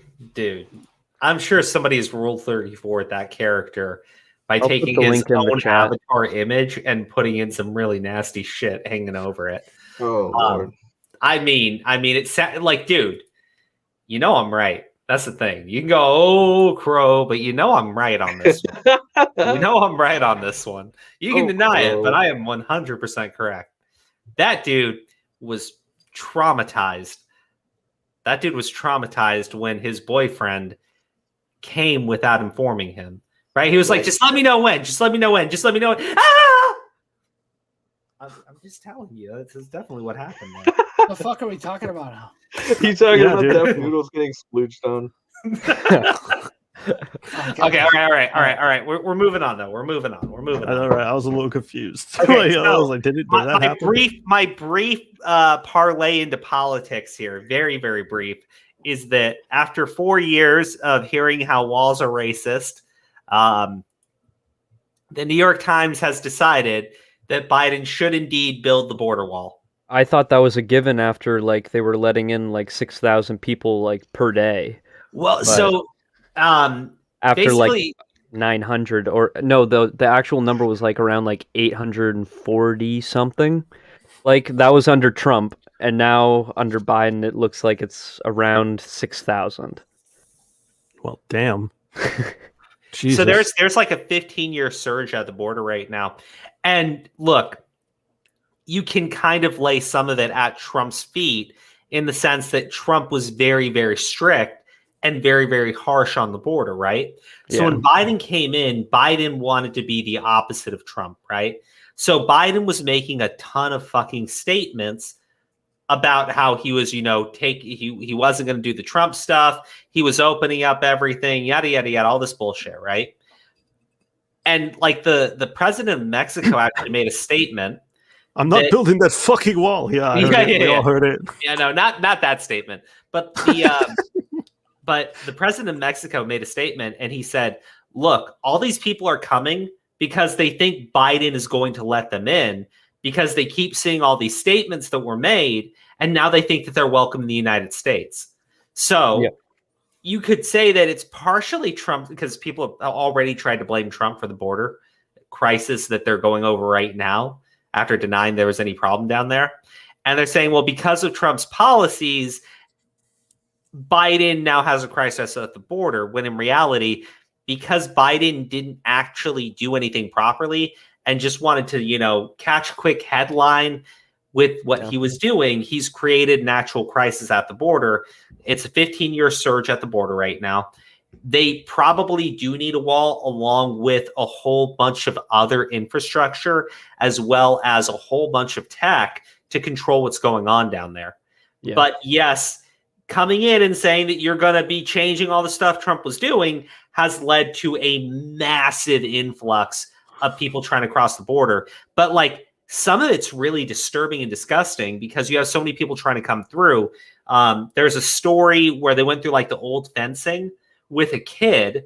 Border Patrol comes up and they drop the kid from the fence and just take off running. You have stories where they're like grabbing kids so they can cross, saying it's their kid, and then abandoning the kid.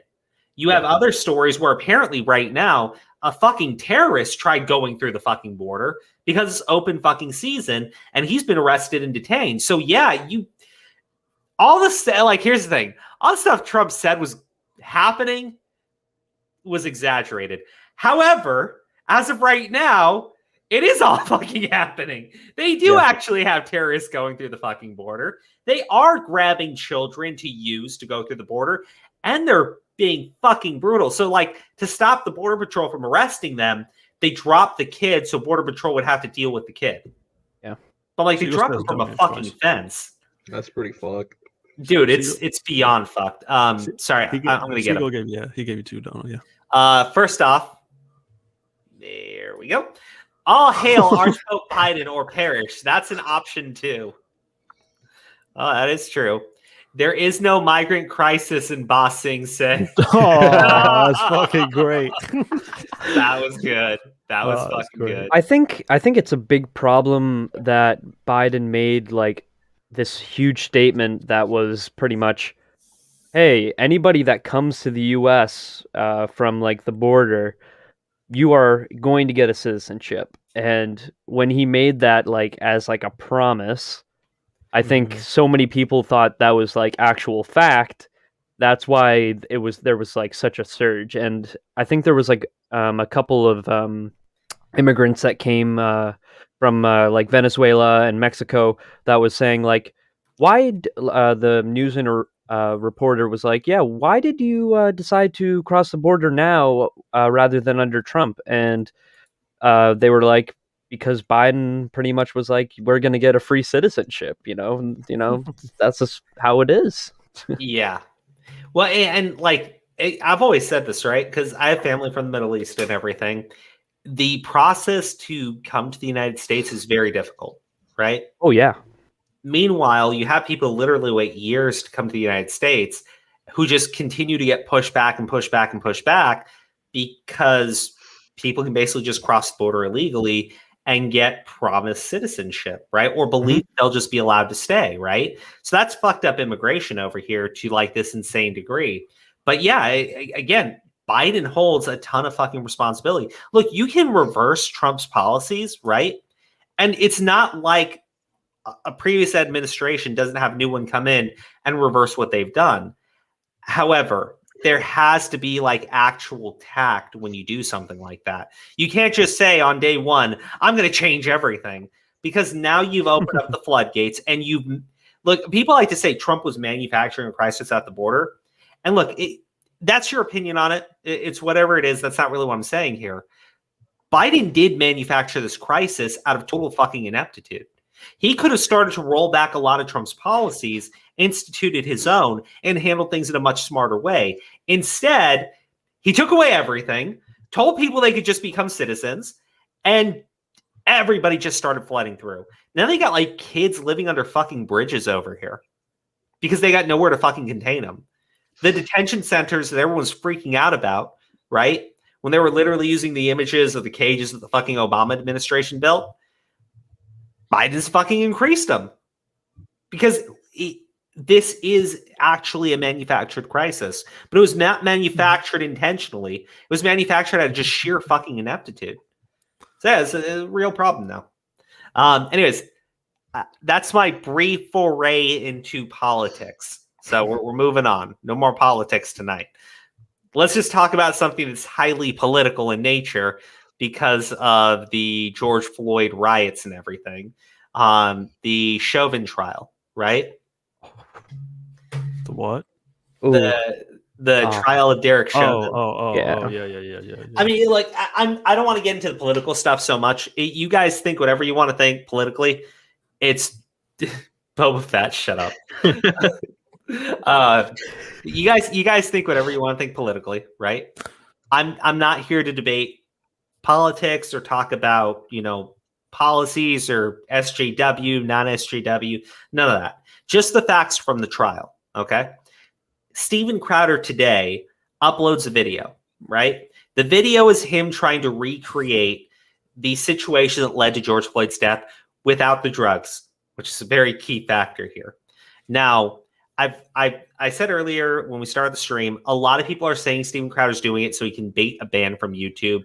And, they're criticizing him for it. There's other people who are like really pissed off and they want his channel removed immediately for it. And I'm sitting there going like, I get it. And I cringed really fucking hard when I saw what was happening. But at the same time, when the Epstein didn't kill himself, that shit was going on. One of the ways that Steven Crowder wanted to prove that it was faked right? That he didn't commit suicide, was to literally create a mock of the suicide attempt and do it in the way that the coroner had said happened, right? So he made a mock cell, had cameras, and put a fucking noose around his neck and tried to lean forward so that he could attempt to literally fucking choke himself to death. It didn't work at all, right? And a lot of people like that because it said, well, you just had a guy try to fucking do it and it didn't work, right? Mm-hmm. Now he's doing the same thing with the George Floyd case. He's reenacting the knee on the neck for the period of time that happened with George Floyd, right? To prove that it's not the maneuver that led to George Floyd's death. It was the drug use that led to George Floyd's death, right? Which is a key element of that trial, right? Yeah. Now, just to give some more context on that, that's because we have two conflicting autopsy reports of George Floyd. You have an independent autopsy that says that he died of asphyxiation. You also have the official autopsy that said he died of heart failure. And at the time when people watched that video, there's a lot of things that we did not know. We did not know it until the autopsy report actually came out, which was that George Floyd ingested something like 3.5 times the amount of safe fentanyl dosage. A lot of people believe because he was on probation, he ingested a bunch of drugs that he had just bought, right? Which makes sense. I've also heard that that amount specifically is enough to literally take out a fucking horse. So we're talking about just absurd fucking dose, right? Yeah, that's how if I remember correctly, the coroner even stated that if George Floyd died in his house, it would, and this was like the same coroner that did the official one. He said pretty much if George Floyd died in his house and the police found him that way and he was brought in and this was like the same scenario, it would have been almost the exact same. Like there's nothing that they can really make as a difference for that. Ahmed Al-Mullah. So it's okay to hold him down with the knee on his neck. I can talk about this one. Well, I was going to say, like, they've actually shown the training manual for the police. Yeah, it's a police procedure.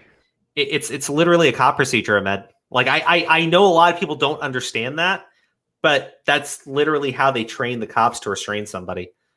It can, unless like you have a very weak spine, it cannot kill you. It restrains you very well, and it's not very comfortable, but it will not kill you. This was a very freak accident, and I think Chauvin made a really bad call of not like flipping him over and checking him. But I don't think that this was like, I don't know, racially motivated. Well, the thing is, the prosecution is going after that he wasn't intending to kill him, but his negligence led to his death, right? The defense is putting out reasonable doubt, and all they have to do is prove reasonable doubt, right? So they're saying that this is a maneuver that the police are actually trained to use, right? One of the prosecution's witnesses today testified that it was excessive use of force, which seems great for the prosecution. However, on cross-examination, the defense pushed the witness, and the witness said, well, actually, Derek Chauvin, when he showed up, was legally authorized to tase George Floyd. Let me be very clear. The guy is taking 3.5 times the safe level of fentanyl and then gets tased. The dude's going to have a straight up heart attack. Like there's no surviving that. That would have killed him too. But the thing is, they're saying he could have been rougher with George Floyd had he wanted to. He was legally authorized to pull out a taser. And yes, if you tase someone who's going through a fucking overdose, he's dead. He's straight up dead. There's no more conversation, right? But tasing somebody is far worse than putting the knee on the neck. And yes, a lot of people don't understand this, but tasers, while most people think that they're non-lethal, tasers do kill people. Pacemaker, heart condition, all that shit.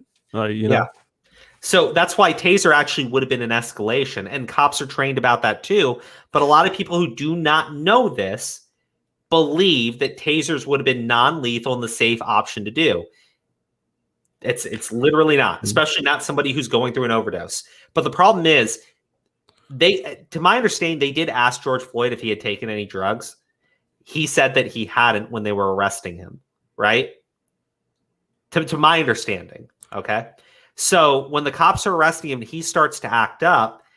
The first notion is not that the guy's going through a fucking overdose, right? And people watched the entire tape of his arrest, and nobody knew that he had taken drugs. But people are now saying, well, the cops should have known. I'm going like, how should they have known when nobody else did? Nobody knew he had taken any drugs. We didn't know about this until the autopsy report. I would also deny being on drugs too, by the way. Just saying. I mean, yeah, like why would you admit to that when you're being arrested, right? Exactly, yeah. I'm just saying, I'd throw that out there. Yeah. But you know, as far as that goes, right? Why would he why would he put him on the ground, right? Well, before he was being arrested, right? Before they put him on the ground, as soon as they tried to arrest him, George Floyd started saying he couldn't breathe. Yeah. And started like asking to be put on the ground, right? Mm-hmm. Yeah. The officer did that. The officer then restrained him by putting his knee on his neck, as the police are actually trained to do. Now, look, that would show that the state is responsible. If your problem is the knee on the neck, then the state's responsible because the state's the one training the cops to do it. But the state's also the one that's prosecuting the cop for doing it. So, like, I you know, some activists try to say, like, it's all corrupt from the top to the bottom, or from the bottom to the top, whatever you want to say. Yeah. Well, if that's the case, why would you allow the state, who ultimately is responsible and trains the cops to do this, to then arrest one officer and let the state go? The state should be held responsible for what they train the officer to do. Yeah. But you know, they only see the one person that's in front of them as the evil bad boogeyman, and they're totally okay letting the system just have a total pass on it. That's weird to me. That's really fucking weird to me. Why? Like, but again, the prosecution so far has just massively fucked up their case because we haven't even got into the defense's case, right? We're just at what the prosecution is claiming Derek Chauvin did. So far, the use of force expert has stated that, yes, cops are trained to do that. We've had another expert come forward, give testimony that at first he used excessive force, but then on cross, the defense questions, he says, well, actually, he could have used much worse force. And then the defense, at the end of their cross-examination, said that they were going to be calling the prosecution's witness as a witness for the defense. When they do that, they're not doing it to be cocky. They're doing it because that witness benefits their case. That's bad. That's really bad. Now, when it comes to the drug usage and everything, there was a key witness who was there at the time who was supposedly going to be providing key testimony against Derek Chauvin. He was claimed to be George Floyd's friend. Problem is, the girlfriend who testified before him outed that man as George Floyd's drug dealer. And as soon as she did that, he stated he would not be testifying because he's pleading the fifth. Now, again, pleading the fifth does not mean that you're actually guilty of doing something. However, when the prosecution's key witness in a criminal proceeding says that they're not going to testify because they don't want to incriminate themselves, you have another major problem. The defense hasn't even brought forth their witnesses yet. These are all problems with this case and with this trial. But you have people on Twitter who are saying that it is a foregone conclusion that Derek Chauvin did it and he should be in prison. And I understand that reaction, but when you're actually watching the trial, it's a totally different story. The prosecution is just fucking this one up.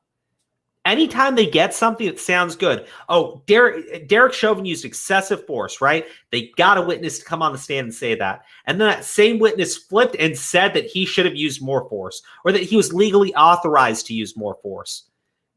These are not good points for the defense. These are not good points for the prosecution here.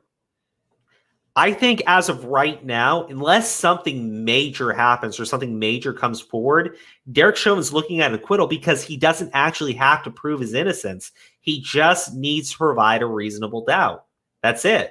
And so far, the prosecution's provided that case for the defense.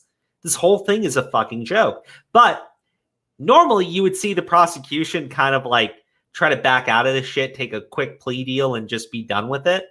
They can't do that. If the prosecution went to the defense right now and offered a plea deal for like probation or something, for excessive use of force, something of that nature, there would be riots immediately. And the DA would likely not be elected next year or whenever, because everyone would blame the district attorney for not throwing the book at the fucking cop, even though there's no more fucking case here. Like, this whole thing's just a shit show. And you have people in media who are only informing people of half of what's going on. When the prosecution gets a fucking hit in, they report that. When the defense demolishes it, they keep their mouth shut. So when people get upset and angry, assuming this guy does get acquitted, you'll see riots, and you'll see people thinking the riots are totally justified, because why wouldn't they? They've been told that this is an open and shut case and that Derek Chauvin's going to prison. When that doesn't happen, they're going to assume, oh, the whole thing's corrupt. And they will gladly cheer on fucking rioters because they're going out for justice. There's nothing there. That's the problem, right? Like Def Nude Love, there's no case. There's literal video. Dude, everybody watched the video. Nobody knew the guy had ingested that much fucking fentanyl. I saw the video. I had no clue the guy was overdosing. Yeah, Nobody that is a key detail that you shouldn't miss. I mean, like, dude, that's the problem. Their issue is the knee on the neck, right? But Yeah. what I'm going to tell you guys right now is that the knee on the neck is what causes the death of George Floyd, right? That maneuver is used by officers all the time in that city. More people should be dying of asphyxiation because it's a common technique of the cops there. Mm-hmm. You should Also see a more big guy. Well, yeah.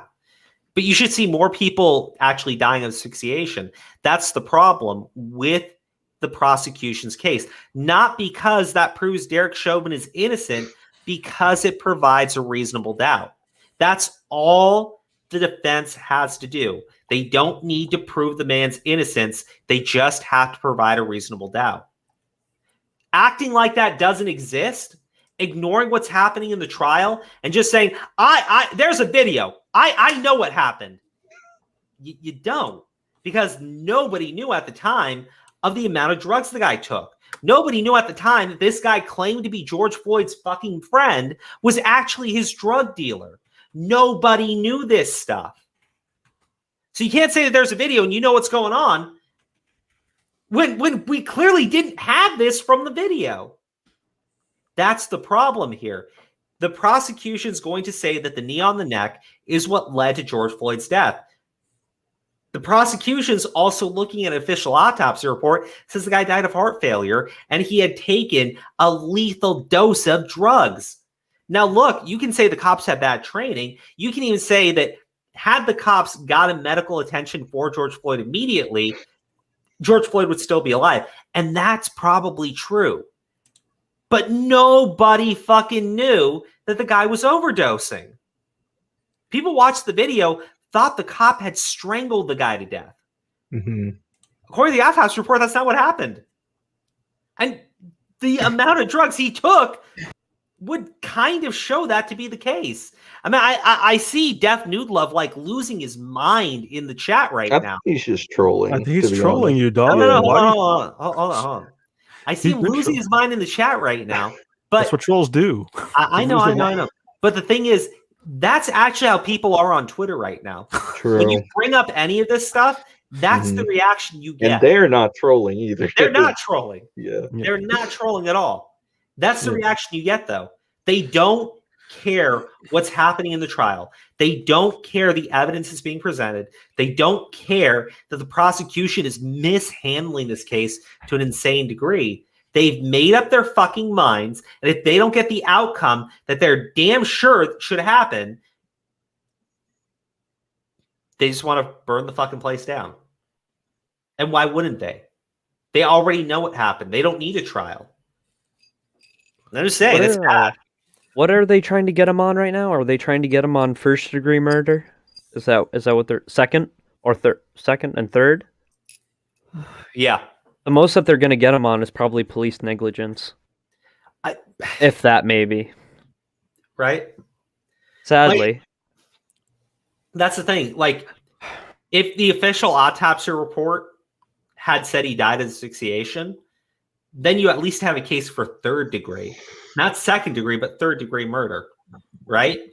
Yeah. But even then, all you have to do is provide a reasonable doubt, provide another an alternate story of what happened there. And it just needs to be believable enough that people go ahead and say, well, I can't convict this man of murder because if it happened the way that the defense is saying, he potentially is innocent. He potentially didn't do it. But that's it, right? It's sad. It is. Look, at the end of the day, George Floyd should not be dead, right? But I got people like that go on Twitter and say that sure he took drugs, but the cops should have known he was having an overdose. I'm like, how? Did you know? You say you knew what happened because you watched the video. Did you know the guy was overdosing at the time? Well, I do now. Well, that doesn't help.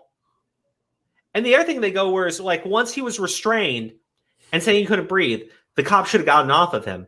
Look, man, I've lived in bad areas. There's a reason why cops don't just get up because the suspect asks for help. Yeah. Does anyone know why? I mean, because bad things happen. Bad things happen. Well said. I like that simplified answer. Yep. Yeah, no, I mean, like I've seen people get arrested and immediately start screaming that their arm is being broken. It happens all the time. Hoping the cop will take off the handcuffs. Yeah, literally. You can't be naive like that, sadly. Yeah, because then that'll cost you your life. That's why most like criminals who either have like priors or something like that to be able to like, I don't know, like stay in a hospital for like a week. That way they get checked out and everything.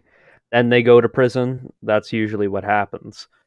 And I feel like during the video, the officers were pretty nice to him. They offered to like lower the windows when he said he was claustrophobic, even though he was sitting in his own car. Mm-hmm. And they were going to put the AC up and they were going to give him water. So, like, they seemed pretty straightforward and nice till he started to become more aggressive. And then they put him on the ground. And then, of course, he died. Well, I mean, if you want evidence that people will take these cases and just actively lie about what happened, I can't remember the exact city. Maybe it was Seattle, right? And I could be wrong here, but it was the drive-in incident that happened. Oh, that was Atlanta. That was the Atlanta Wendy's that got burned down after what happened. Well, so basically, you had a guy who got drunk, went out to go get some fast food, passed out in a Wendy's drive-thru. We're not talking about in the parking lot. He's in his car and he's sleeping, and he left the car on, right? We're talking about a guy who pulled into a drive-thru and passed out in it. People couldn't enter. The Wendy's had to call the cops because the guy's literally got his car parked in the fucking drive-thru. The cops show up. They were actually really nice to the guy. They tried to, assist him, right? Obviously, they're being filmed, so they can't let the guy go because let's say they let him go and then he's immediately involved in an accident. Guess who's responsible? The cops. So they have to arrest him because he's wasted, very drunk, in a fucking drive-thru. The cops are called. They tell him that they're going to arrest him. Everything is nice and cordial up till the point where they tell him that they're going to arrest him. He immediately starts to resist. While resisting, he takes one of the cops down, gets his taser. Crow. Yeah. Why don't you just show the video that I just put in our private chat and just go to 40? That'll kind of encapsulate your point right there. Okay. One of the cops did get a concussion from that incident. I think it was the cop that was either beaten to the ground and his taser was stolen, I think. Well, that's the thing, right? The guy got on top of the guy. He wasn't like mercilessly beating him or anything. He basically tackled him. But when he tackled him, he grabbed his taser, right? And then he went running. Okay. Now, normally the cops are just going to chase you. However, he grabbed a weapon. We've already discussed tasers are not always non-lethal. And then he turned around as he was running and fired the taser at the fucking cops. The cop pulled out his gun and he shot back. Killed the guy. Okay? And then I think it was during the Oscars, right? One of the musicians who's going up puts on this little show, which is a fucking fairy tale of the events, in which the guy is completely sober. He's sitting in his car when the mean old cops show up to fuck with him, right? And they take him out of the car to arrest him. They just take out the gun and shoot him. I'm like, that's not at all what happened, right? But does the really rich and wealthy fucking musician actually give a shit if that's what happened or not? No, absolutely not. Because that's not really a story of police brutality. That's a story of a drunk asshole being a drunk asshole and getting shot for it. It's not gonna convince people the cops are bad. No, so they put up this fucking fake shit where they tell everybody watching a sober man was accosted by the police, and when they went to arrest him, the cops shot him. While he was running away, too. That was in the so-called music video, I guess. You should show the clip, Crow. Go to 49. Go to 49. This is copyrighted, dude. And just so everyone knows, the reason why he acted Blue so Bloods. crazy... Of course it's copyrighted. Go to 49 seconds. It's only gonna be like less than 10 seconds, bro. It's literally got an ad for You're CBS okay. on You're it. fine. You're fine. You're fine. And just in case anybody doesn't know why he resisted arrest, is because he had prior warrants, and he also, just the basis of the background of his history, he also had prior charges that he went to jail for, which was kidnapping children. Fuck. Well, yeah. Go to the video quality and change it to 480p. Oh God. Change the video quality to 480p. There, 480. There you go. Gotta mask the motherfucker. There you go. Let's just say that the gunman wasn't aiming at a group of school children, but at you. You have a second before he pulls the trigger. What do? Well, first of all, too late. You're dead. Yeah, pretty much.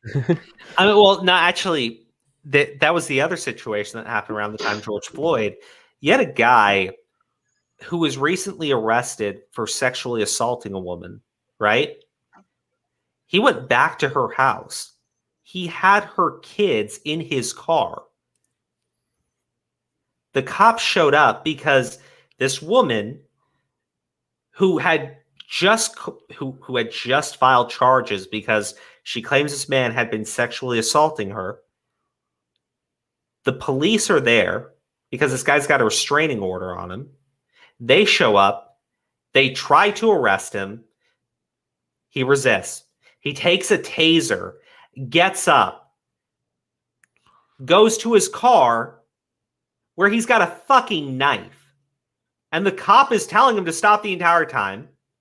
As soon as he reaches into the car, the cop shoots at his back, and they all freak out and call it police brutality. And the dude's like in a wheelchair for life. But I'm just sitting there saying, like, I know he wasn't convicted of the sexual assault at this point because it hasn't actually gone to court, right? But if a woman accuses a man of sexual assault, right? Rape, and the guy is back at her place, has her kids in his car when she has a restraining order on him, does anybody think that situation is remotely appropriate, or that individual is there for anything other than, not good things? Then he goes to his fucking car where he's got a knife, and the cop shoots him in the back when he reaches into the car after taking a taser. Clearly the taser wasn't an option. Even though taser's not necessarily non-lethal, I'm sitting there going like, well, I'm kind of glad the guy got put into a fucking wheelchair. But you had people raising this man money hand over fucking foot, right? What about the woman that he allegedly assaulted, but definitely not allegedly, totally did show back up at her fucking house? And nobody gave a shit about her. It's like I'm just amazed by it, right? Because there Kamala are Harris went to go congratulate him, by the way. Oh yeah, because she's a fucking cunt. Mm-hmm.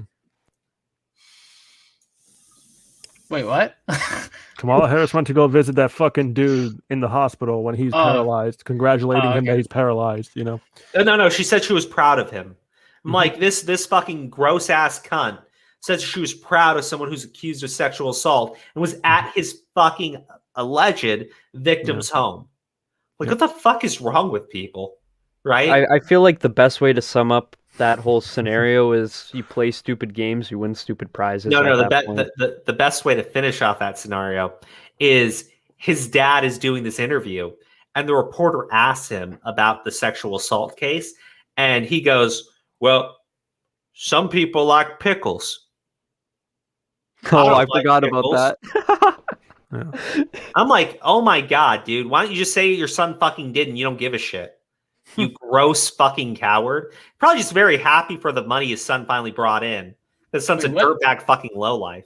Oh yeah, he said some people like pickles. I mean, those potatoes or some shit. Some stupid ass shit, right? Yeah. He's like, it's something correlated to food. They asked him about rape, and he brought up a food analogy. So are you sure? Are you sure he wasn't trying to low key say that his son likes the dick? I mean, I can't said feel pickles. it now, so it doesn't matter. Yeah, I said, oh god. I said pickles, but it was something really stupid. His father is doing a TV interview, and when the reporter tries to ask him about the sexual assault case, the father refuses to talk about it and literally says, "Well, some people like pickles. I don't like pickles." Well, but what about that? I'm like, dude, just say your son fucking did it. Because pretty clear you don't believe your son is fucking innocent because this dumbass couldn't even say that. Just don't say anything. Take the fucking mic off and leave. Just be like, I wasn't prepared for this. Could you imagine that interview takes a different turn? Do you like dicks? You like dicks, sir? Well, no. The problem was the father went on assuming everybody was gonna suck his dick, massage his fucking balls because his poor rapist son had just been put into a wheelchair. And then he got asked about his fucking rapist son, his raping fucking ass. And so the father went ahead and had his shitty fucking analogy. Meanwhile, the general public raises millions of dollars for a fucking rapist. Good on everybody who did that, by the way. You guys are fucking heroes. Shout out to fake Jack Dorsey in the chat. Oh, fuck. Oh, Zora, no. Good night. Good night, Zora. Good night. But look, that's my issue with this, right? It's when I look at these cases, people point out like actual cases of police brutality to me, and I'm like, yeah, that's terrible, right? I mean, there's this one video, it's really fucking gross, where this cop, fat as all can be, is supposed to chase down a suspect, and instead he pulls out a gun and just shoots him in the back. The guy's not armed. The cop just shoots him because he's too lazy to fucking go after the guy, right? Too fat and fucking stupid to do it. I don't think he's capable. I don't think he's capable of fucking catching. Yeah. No, what was it? When during the summer when we covered this shit, then we watched videos of crazy motherfucking cops, and like some of them, what is it? They had these two fucking like kids crawling down a hallway for whatever reason. No, it was one kid, right? He was not armed, right? He was. The cops telling him, crawl to me, right? And the kid's doing it, and he's crying and begging them not to shoot him. Then they tell him to like stand up, and if he falls over, they're gonna shoot him. Thought it was two kids, and one of them actually did it, and then the other one had to do it, and he just couldn't do it because like he was all fucked up. I think we only watched the part with the one kid then. But the one kid wasn't able to do it. He fell forward, and the moment he fell forward, the cops just opened fired on him. Yeah. That's police brutality to me. Those people should be locked up for life. Yeah, absolutely. They laughed about it. Yeah, they were laughing about it. Well, see, that's an actual fucking case. Not some motherfucker who steals a weapon, a fucking taser from the cops, is drunk, and is running around firing it at him. not some other motherfucker. This one kid who's got a gun, right? And he's like pointing at the cops as he's running. The cop shoots him and he throws the gun. Well, do you remember the guy in Arizona who they came to his place, and as soon as he opened the door, he had a gun because it was like in the AM. It was like 2 or 3 o'clock in the morning, And they came to his door. He had a gun in his hand because he was like, he was knocking up on my door. And they were like, "Put the gun on the ground." He's like, "Okay, whoa!" And he was complying. He held his hand up and he was putting the gun down on the ground, and they just opened fire on him. Yeah. What was that one teacher who had the? I mean, that's excessive use. I feel like of force. They killed him. I feel like if we like neuter the cops like with multiple like times, like how we're pretty much going right now, we're going to end up with more situations like what happened recently with the Nashville cop. That was being super nice and everything, and then I think he finds either like heroin or cocaine in this woman's purse. The woman pretty much runs back into her boyfriend's, who's a drug dealer's, car, pulls out a gun, shoots the cop multiple times, and then drives away. Yeah. Well, and he was being super cordial with her, and all of a sudden she just freaks out because of the drugs and then goes back into the car, and the cop didn't try and grab her. And when he did grab her, she reached for the gun and then shot him in the chest. Or shot him in the ribs. There's another situation, right? But it led to the person actually being shot, right? This was a problem where this one woman is dealing with the cop, right? The cop allows her to, go into her purse, turn on the air conditioning, being very nice and respectful the entire time, right? But then it turns out something like the car she's in is actually been reported stolen, right? So he says, "I have to take you out of the car now. You're going to be arrested," right?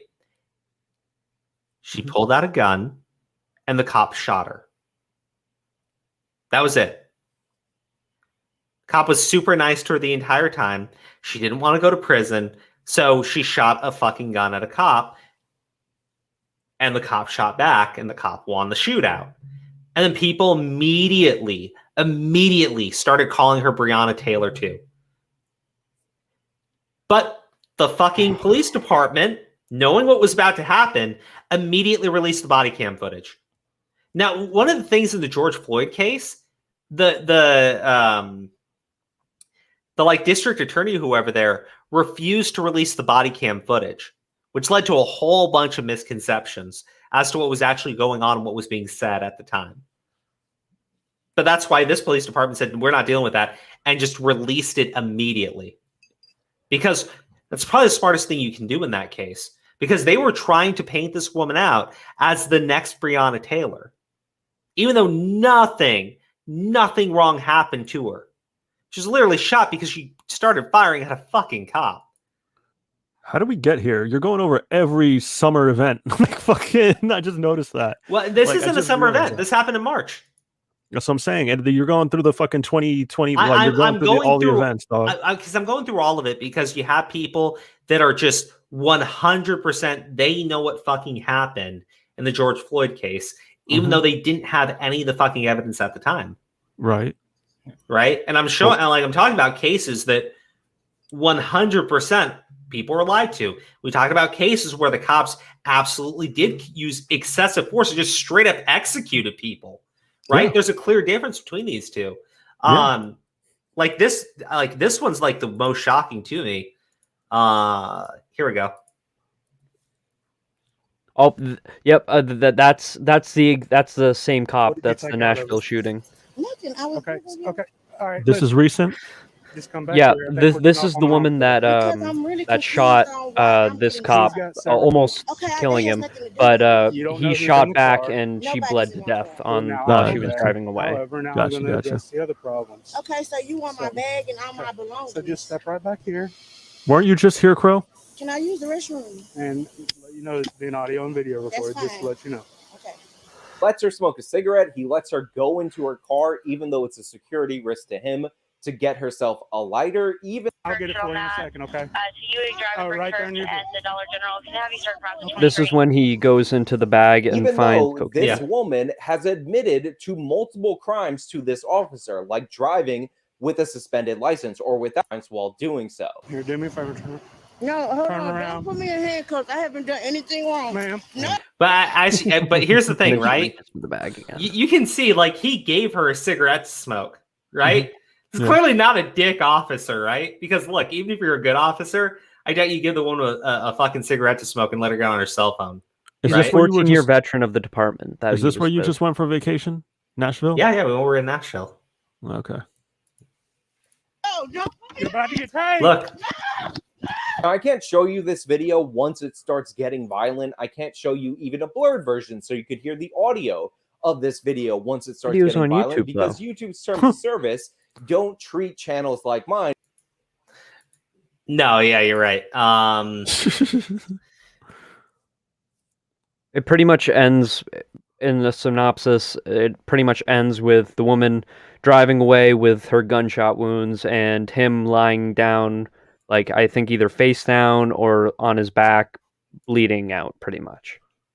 Yeah, well, so he tried tasing her, like, and it didn't work, right? But like,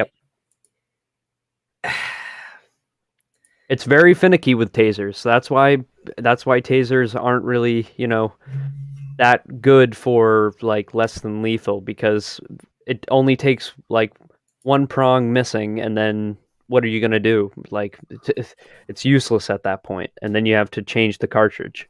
well, yeah, but that led to the cop actually getting shot.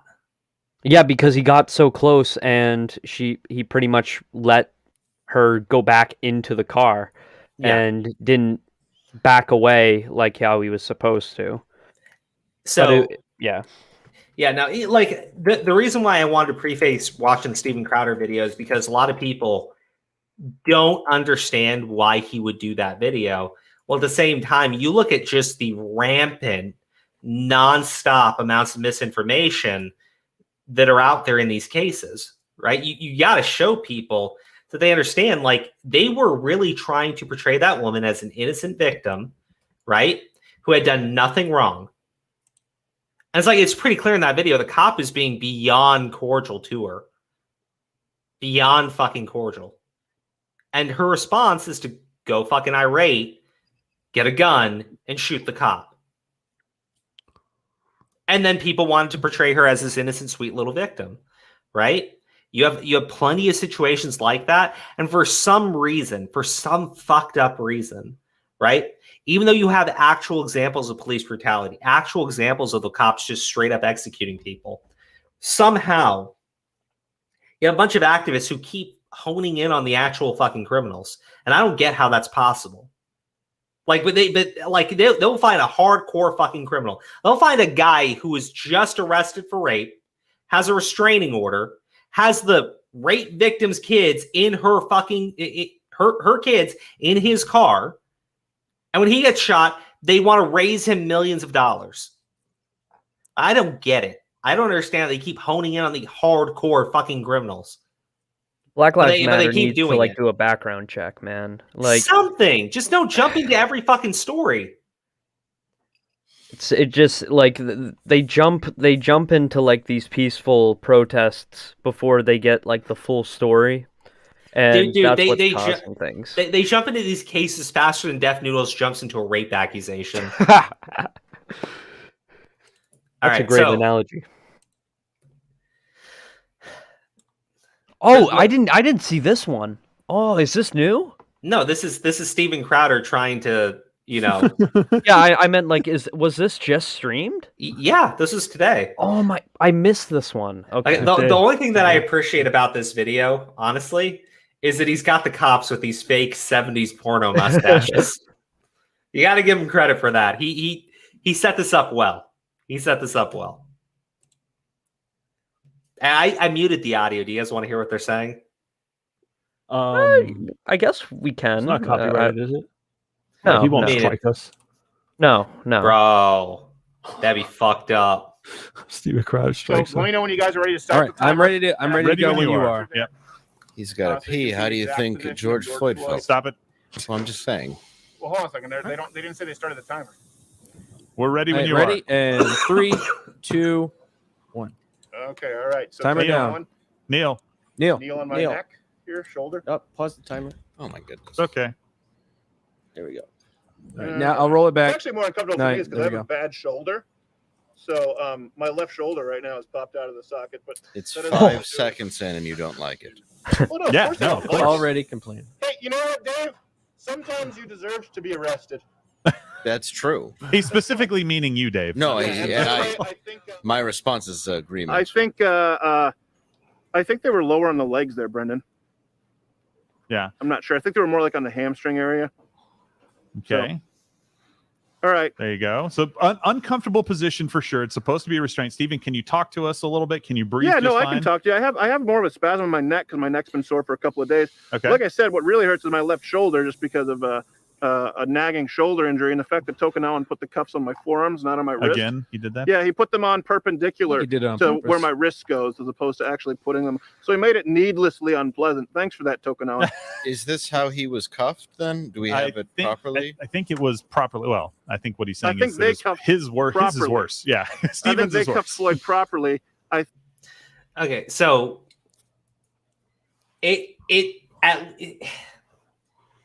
to me, it looks like he's actually trying to be as accurate as he can with his test. And obviously, this is non-scientific or whatever, but he's at least trying to disprove that the neck restraint is capable of putting somebody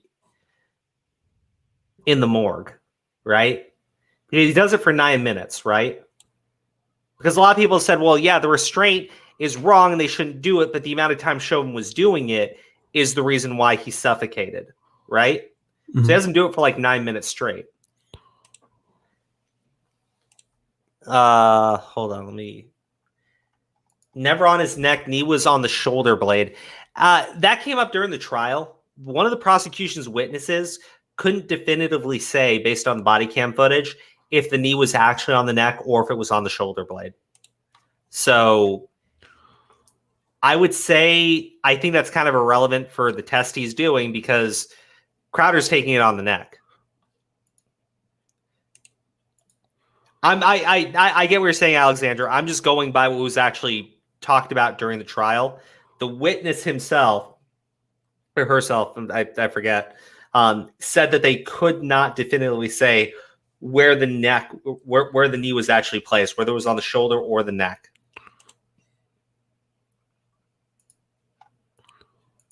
All right. Good night, Devin. No worries. Take it easy, Dev. Think that I have producers, not police officers, cuffing Right. me here today. Now the knee You right do now. sound strained though, which would have. Oh I think, God, affect no, breathing. Dave. You know, I sound strained. What a surprise!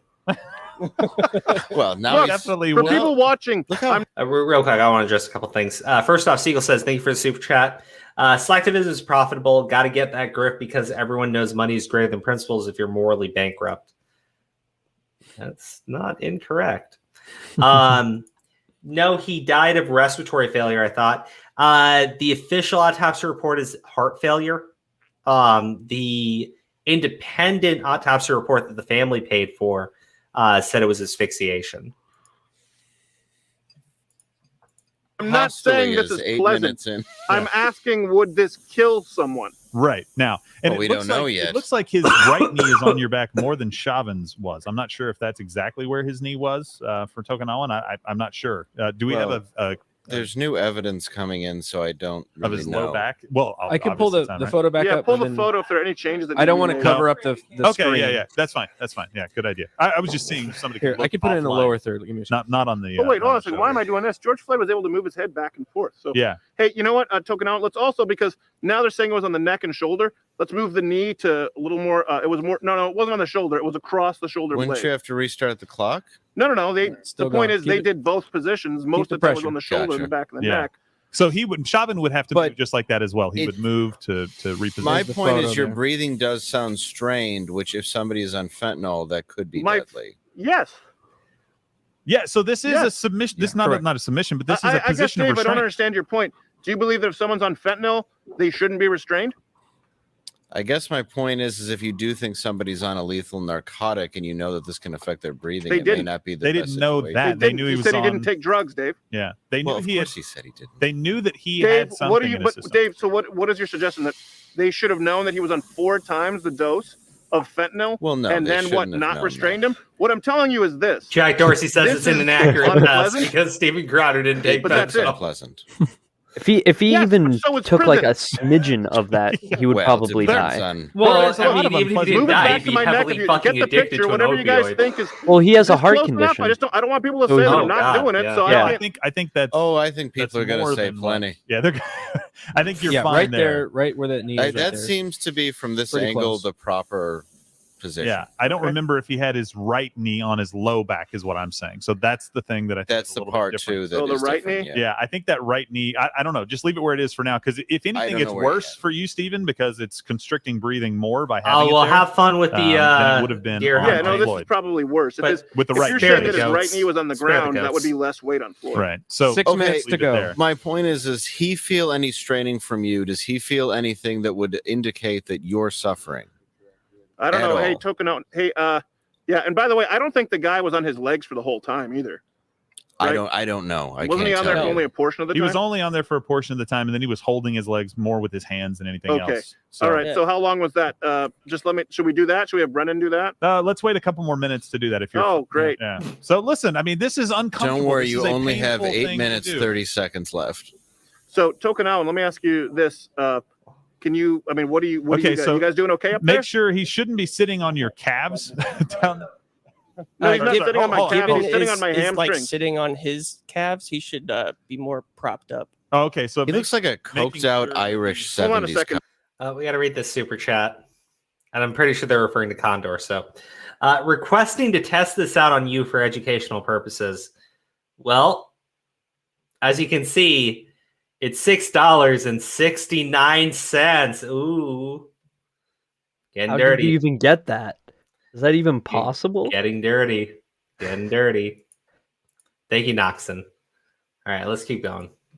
There, Dave. I need to hear what they're Tim, saying. you go out there and if you can and Yeah, help him. Gibbons kind of sitting on his calves. He should be more propped up. Like he should be not sitting as much. You shouldn't be sitting on your calves. So as much. Yeah, more. So what do you Higher. think? More on your knees or more More on on your his feet? knees. Gibbon. Okay, more on your knees. All right, so more I weight. think that goes to show, though, by the way he's sitting, he's trying to be Yeah, I like that, comfortable. Gibbon. I don't think the Gibbon cop's trying to be comfortable on Floyd, where that means all of his weight's going to be shifted to his knee, which is on George Floyd's neck. if his right knee is not on his low back, Definitely higher. Yeah. then that's Like different. Yeah, Yeah, it There you go. is. Well, I'll tell you. Look, that's I'm closer. definitely gonna have the continued spasm in my neck, which won't be fun to change my mind tomorrow. Oh, but Crow, I can move look my at head right Luke here. You're Tomko's you're putting all your latest weight on me there. message. Token out? Okay. Here, let me read that real quick. Fentanyl was the last cause of his death. This is actually the restraint we do on the psych ward. 2 on the arms, 1 on the legs until backup comes. I'm like, my thing is, if the restraint itself is enough to kill somebody, I would expect more people to die to asphyxiation from that restraint. And I don't know if people have like pointed out to other cases where that's happened, but I don't think that's unreasonable to believe, right? No, it's not. I get what you mean. Yeah, I at the end of the day, the drugs are the problem. Yeah, that is a key factor that we didn't know about, like you said. And now that it's come up, I mean, it's important to pay attention to that. Well, and look, I had some people saying things like, well, that doesn't mean he should have died. And I completely agree with that. I Yeah, don't think someone of should course. die because they were taking drugs. Mhm. But I don't think that you can put the blame all on the police officer for doing a restraint that they're trained to use on a guy who's overdosing on a drug after he lied to the cops and said he hadn't taken any. Correct. And- That's why there's another factor to consider. And I think that it's even worse that he wasn't honest with him, because I think, and this is just me thinking from my opinion, had he said, yes, I had taken this amount of drugs and then this dosage, perhaps he would have taken that into consideration, for, whatever happened after, Yeah. maybe. Just Well, maybe. Because here's the thing, right? Alexander said he was so high he was freaking out before they even really touched him. I mean, like, look, when you're being arrested, it's a very stressful thing, and people react differently to the stress of being arrested, right? Yeah. The cops could have just thought that's what was going on. From what I know, if the cops actually saw him ingest, or like George actually told them, they would have to call an ambulance right away, because this happens all the time when people ingest either like large amounts that isn't sealed up, and like this is the outcome that usually happens if the criminal or person being detained doesn't tell anybody. And I gotta. My bad for interrupting. I gotta head out. Oh yeah, no problem. All right, buddy. Good night. All right. Good night, man. Later, chat. Later, folks. Okay, so let's just keep playing this. Once we finish it up, we're gonna end the stream. But I want to just get to the end of it and just see if there's anything, because they did mention like he's having trouble breathing, right? Or at least it's not easy to breathe when they're doing that to him, but he can still breathe. I think when you throw in the fact that George Floyd is going through a drug overdose at the time. Yeah. And look, all I can see here is that the cops clearly need way better training, and that maybe if the cops even suspect someone has taken drugs, right? I'm sure that they suspect they had, they just don't use that restraint in the future, and you train cops not to do that. But ultimately, that means if anyone's guilty here, it's literally the state, and they need actual reform. That reform doesn't come because you look to punish the cop for doing what you're paying him to do. Yeah. It probably feels pretty uncomfortable for Tokunawa to be doing this. Let's go back and forth, move to the other position on my shoulder where he spent most of the time. We know now, but it's just kind of, I don't know. So it wasn't on the shoulder. It was a little bit, was that Shoulder where it was? blade. When I just don't see this as the same move, though. What? Dave, how do you see it as so different? Are you saying put up the photo? The photo, do you think all of his weight was on the front of his knee there? I do think that towards the end, all the weight was on the front of his knee. Yes, look at how he's leaned up. Look at how Tokunawa is. What's the difference between what Tokunawa is doing versus the picture? The picture looks to be He's very much higher. The, See, the that's two of officer us is higher? saying that. The officer is higher. Okay, absolutely. so Tokunawa, just make your body upright. Yeah, push it higher. Higher. Higher. He's saying trying to keep your body straight about up. there, right about there. Yeah. There you go. That might be too high. A little back. No, not you, Brennan. So, Steven, did now, that Brennan, change let go of my anything for legs you? and just hold my feet. Now 'Cause that's what happened. Now, ask Tokunawa if he feels that he's got to put more pressure on his knees. Well, I'll tell you what, it actually is less weight on me from when he got up. I have Okay. less weight He's on me. probably and again, pushing up with anyone his who knows feet. anything about grappling knows that the more upright you are that way, you actually can't exert downward. You can't exert, it's a diagonal pressure. Kind of like when a wrestler shoots. A lot of people say, man, how did that wrestler shoot so quickly for a double leg? Because a lot of people think it's just powered by gravity. It's actually not. It's powered by a forward motion diagonal. 3 So you're minutes kind of left. propelling yourself down to the ground. So if Right. Tokunawa can lean, which he was doing before, he was kind of springing off the balls of his feet and putting more weight on me. There's less weight on me now. But he already went back down, though. Like, that means he was uncomfortable. What, you talking about Tokunawa Yes. or Steven? Tokunawa. Yeah, No, I don't think Steven Steven looks- maintains the same position the entire time. I think we have a photo And you look of one- deathly uncomfortable right now. I'm very Yeah. uncomfortable. Of course it's not comfortable. Restraint positions are not I'm comfortable. not saying that he should be at a bed and breakfast.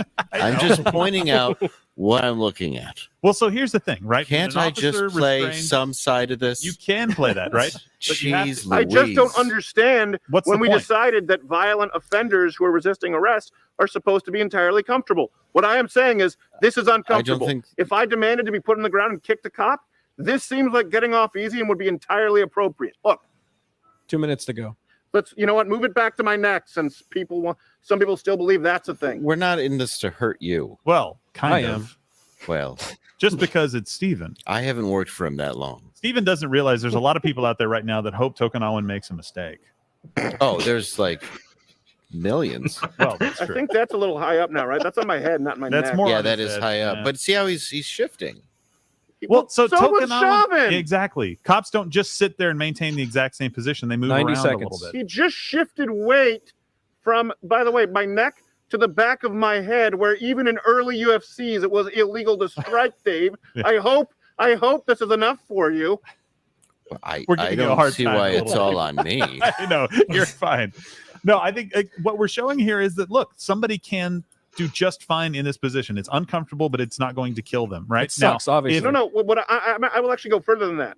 My, I do grappling, and my father, who's a 1 minute a brown belt, it's far more uncomfortable for me to be under side control for him. I would not be able to maintain that for 9 minutes. And by the way, I have been talking this whole time. And in case people wonder, I talk really fast, and I have a heart condition. Yeah. It's a chest condition where my bone grows under my heart. I have to get surgery in July. The point is, sounds like Alf. The point is that this is probably more difficult for me than it is for a lot of you out there watching. But I also don't have 4 times the lethal dose of fentanyl in my system. That's and again, true. I'm just 30 laying seconds. down because this is more comfortable. No, I can still get up. I can switch my face. It's more comfortable for me to lay And so my did head George down. Floyd, by the way. He did pull his head up and move his head around. So just so you hear me speak, Just to I could see. speak this way where it sounds like I'm normal, Yeah. but it's less comfortable for me to do a neck flip. Well, and I'm also just throwing stuff in there because I'm trying to, Time. assure 10 you seconds. this. You and their third. Okay, so pretty much that's it. 9 more seconds and it's over. Let me just read a couple of these super chats. One super chat. Let me read a couple of comments though. Seagull says, "Thank you for the super chat. Reject opioids. Embrace proper police training." Very true. Yep. Okay. And remember, he was freaking out, which didn't help. This guy is calm. Yes, but he was freaking out because of all the drugs. Like at the end of the day, the drugs are the problem. The drugs Like, I don't know, are man. the I feel like fucking I would be freaking out pretty much if I like ingested that much like fentanyl in my system and I knew I was probably going to go into shock. Well, you it's a know? little bit of everything. He probably thought he was going to jail too. I mean, the main issue is if you point out that he was freaking out, well, that's another reason why the cop's not going to get off of him. Like, can you imagine, right? You've just arrested someone, they're freaking out, so the cop's like, well, I better get up and let the guy, do his thing. Yeah, that's like It also doesn't help. I think I saw in the comments somebody was talking about like how the crowd was also forming around them and people were like screaming at them.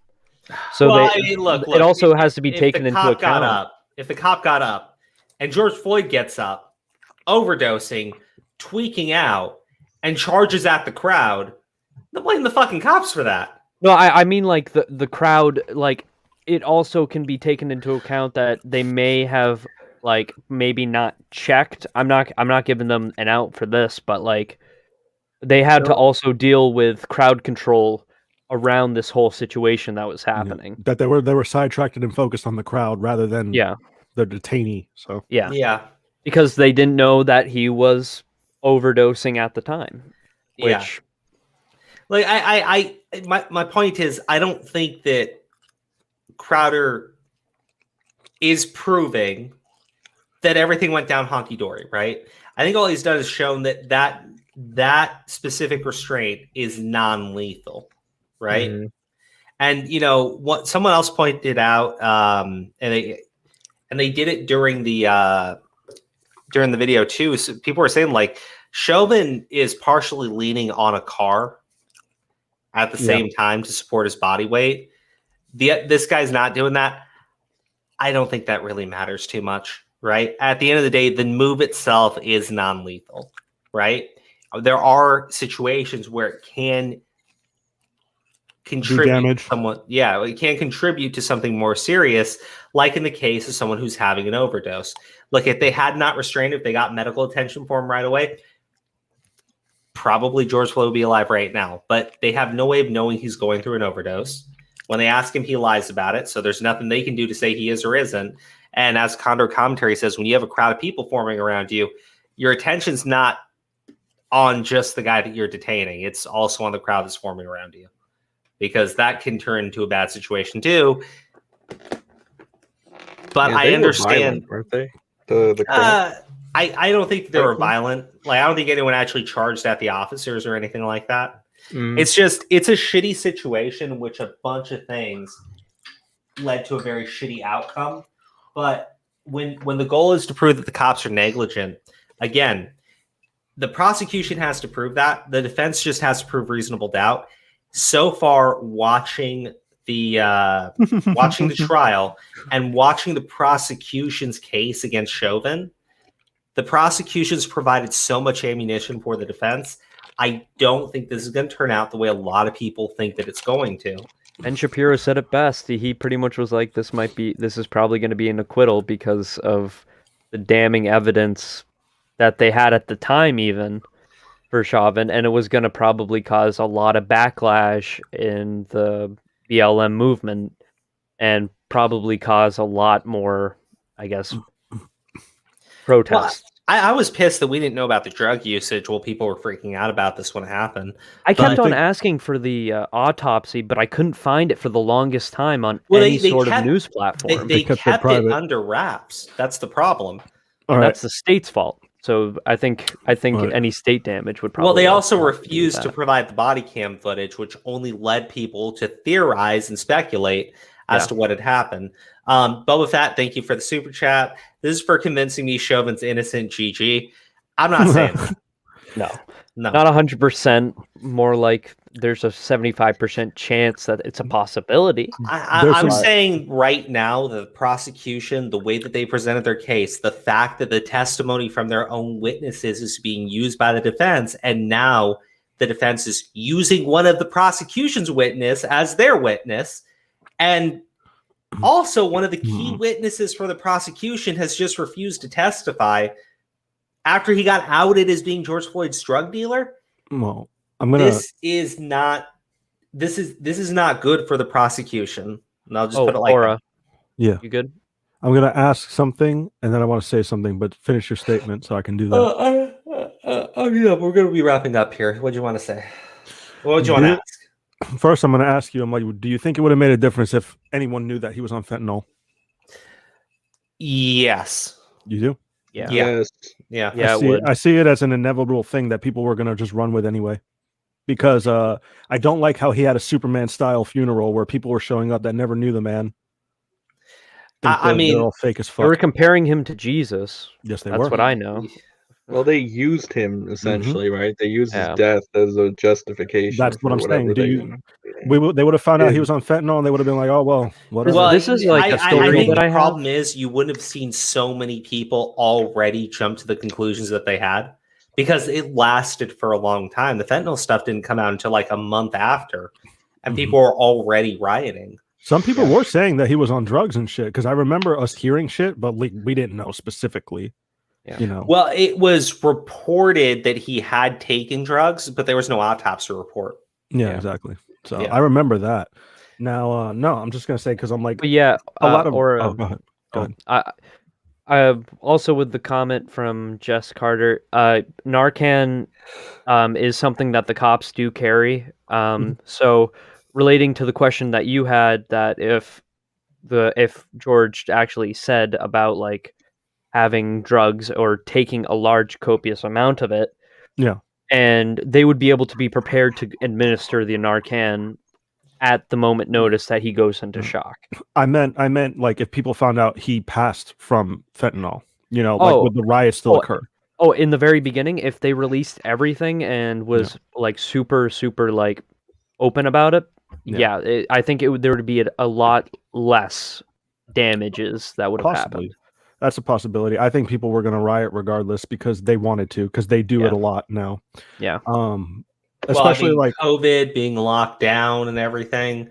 Yeah. I mean, I have a theory. People are just angry. I despise people who riot. I don't like people destroying their homes and other people's property. Dude. Just saying. Yeah. So, like, I'm sorry, Condor. I didn't want to cut you off. Yeah, no problem. I like this whole like the prosecution just seems like they just had their like. I feel like not to like be like some sort of conspiracy theorist, but like they really bumbled this case. Severely bumbled it.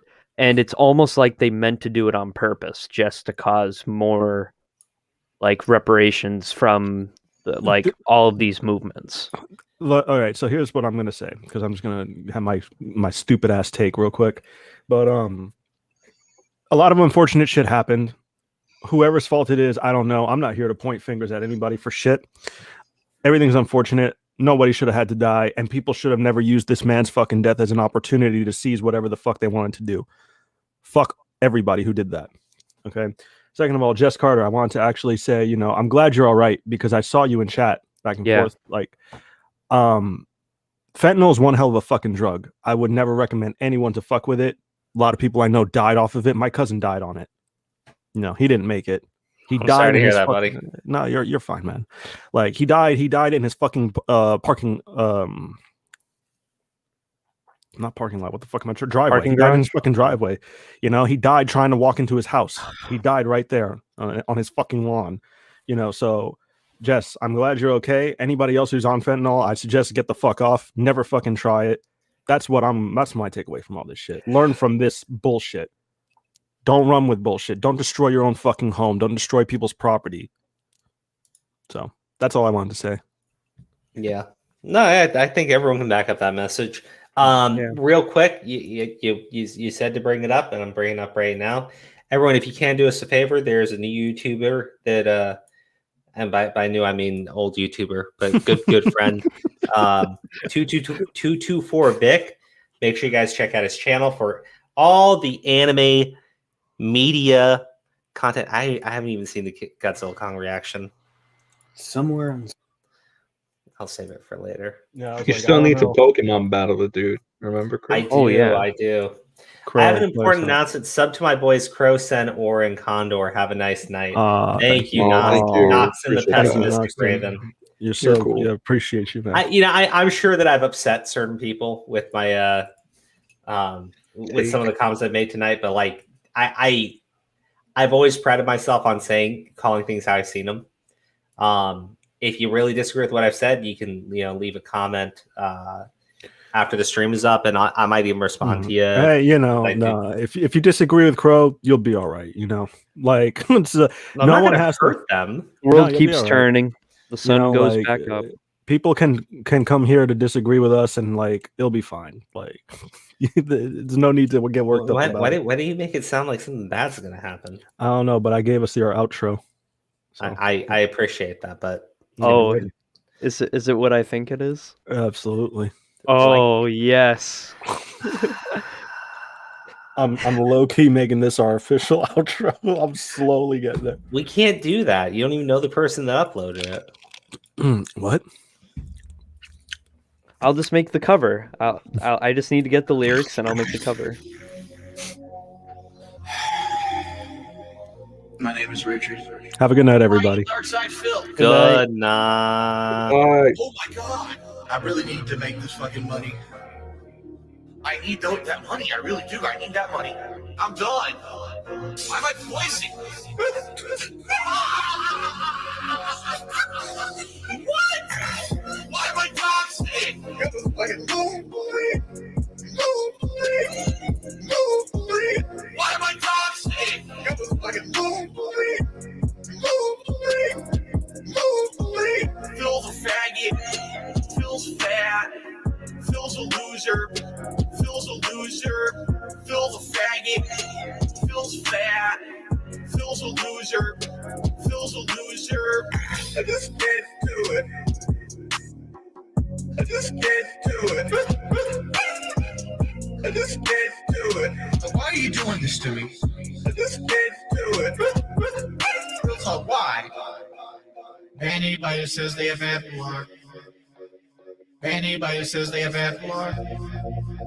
We made $1 and lost 1 subscriber. So you guys earn 3 minutes of commercials. I don't spill my fingers. I touch my face. Did something that's a twitch. Did something that's a twitch.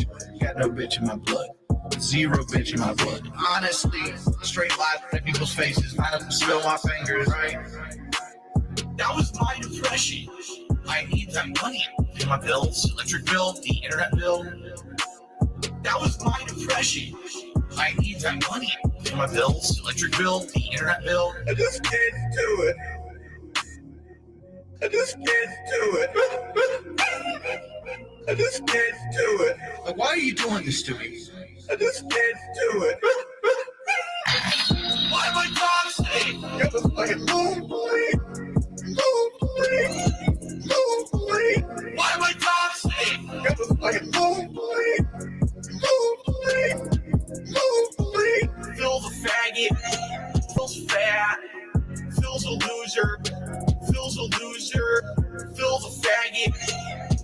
sad. Phil's a loser. Phil's a loser.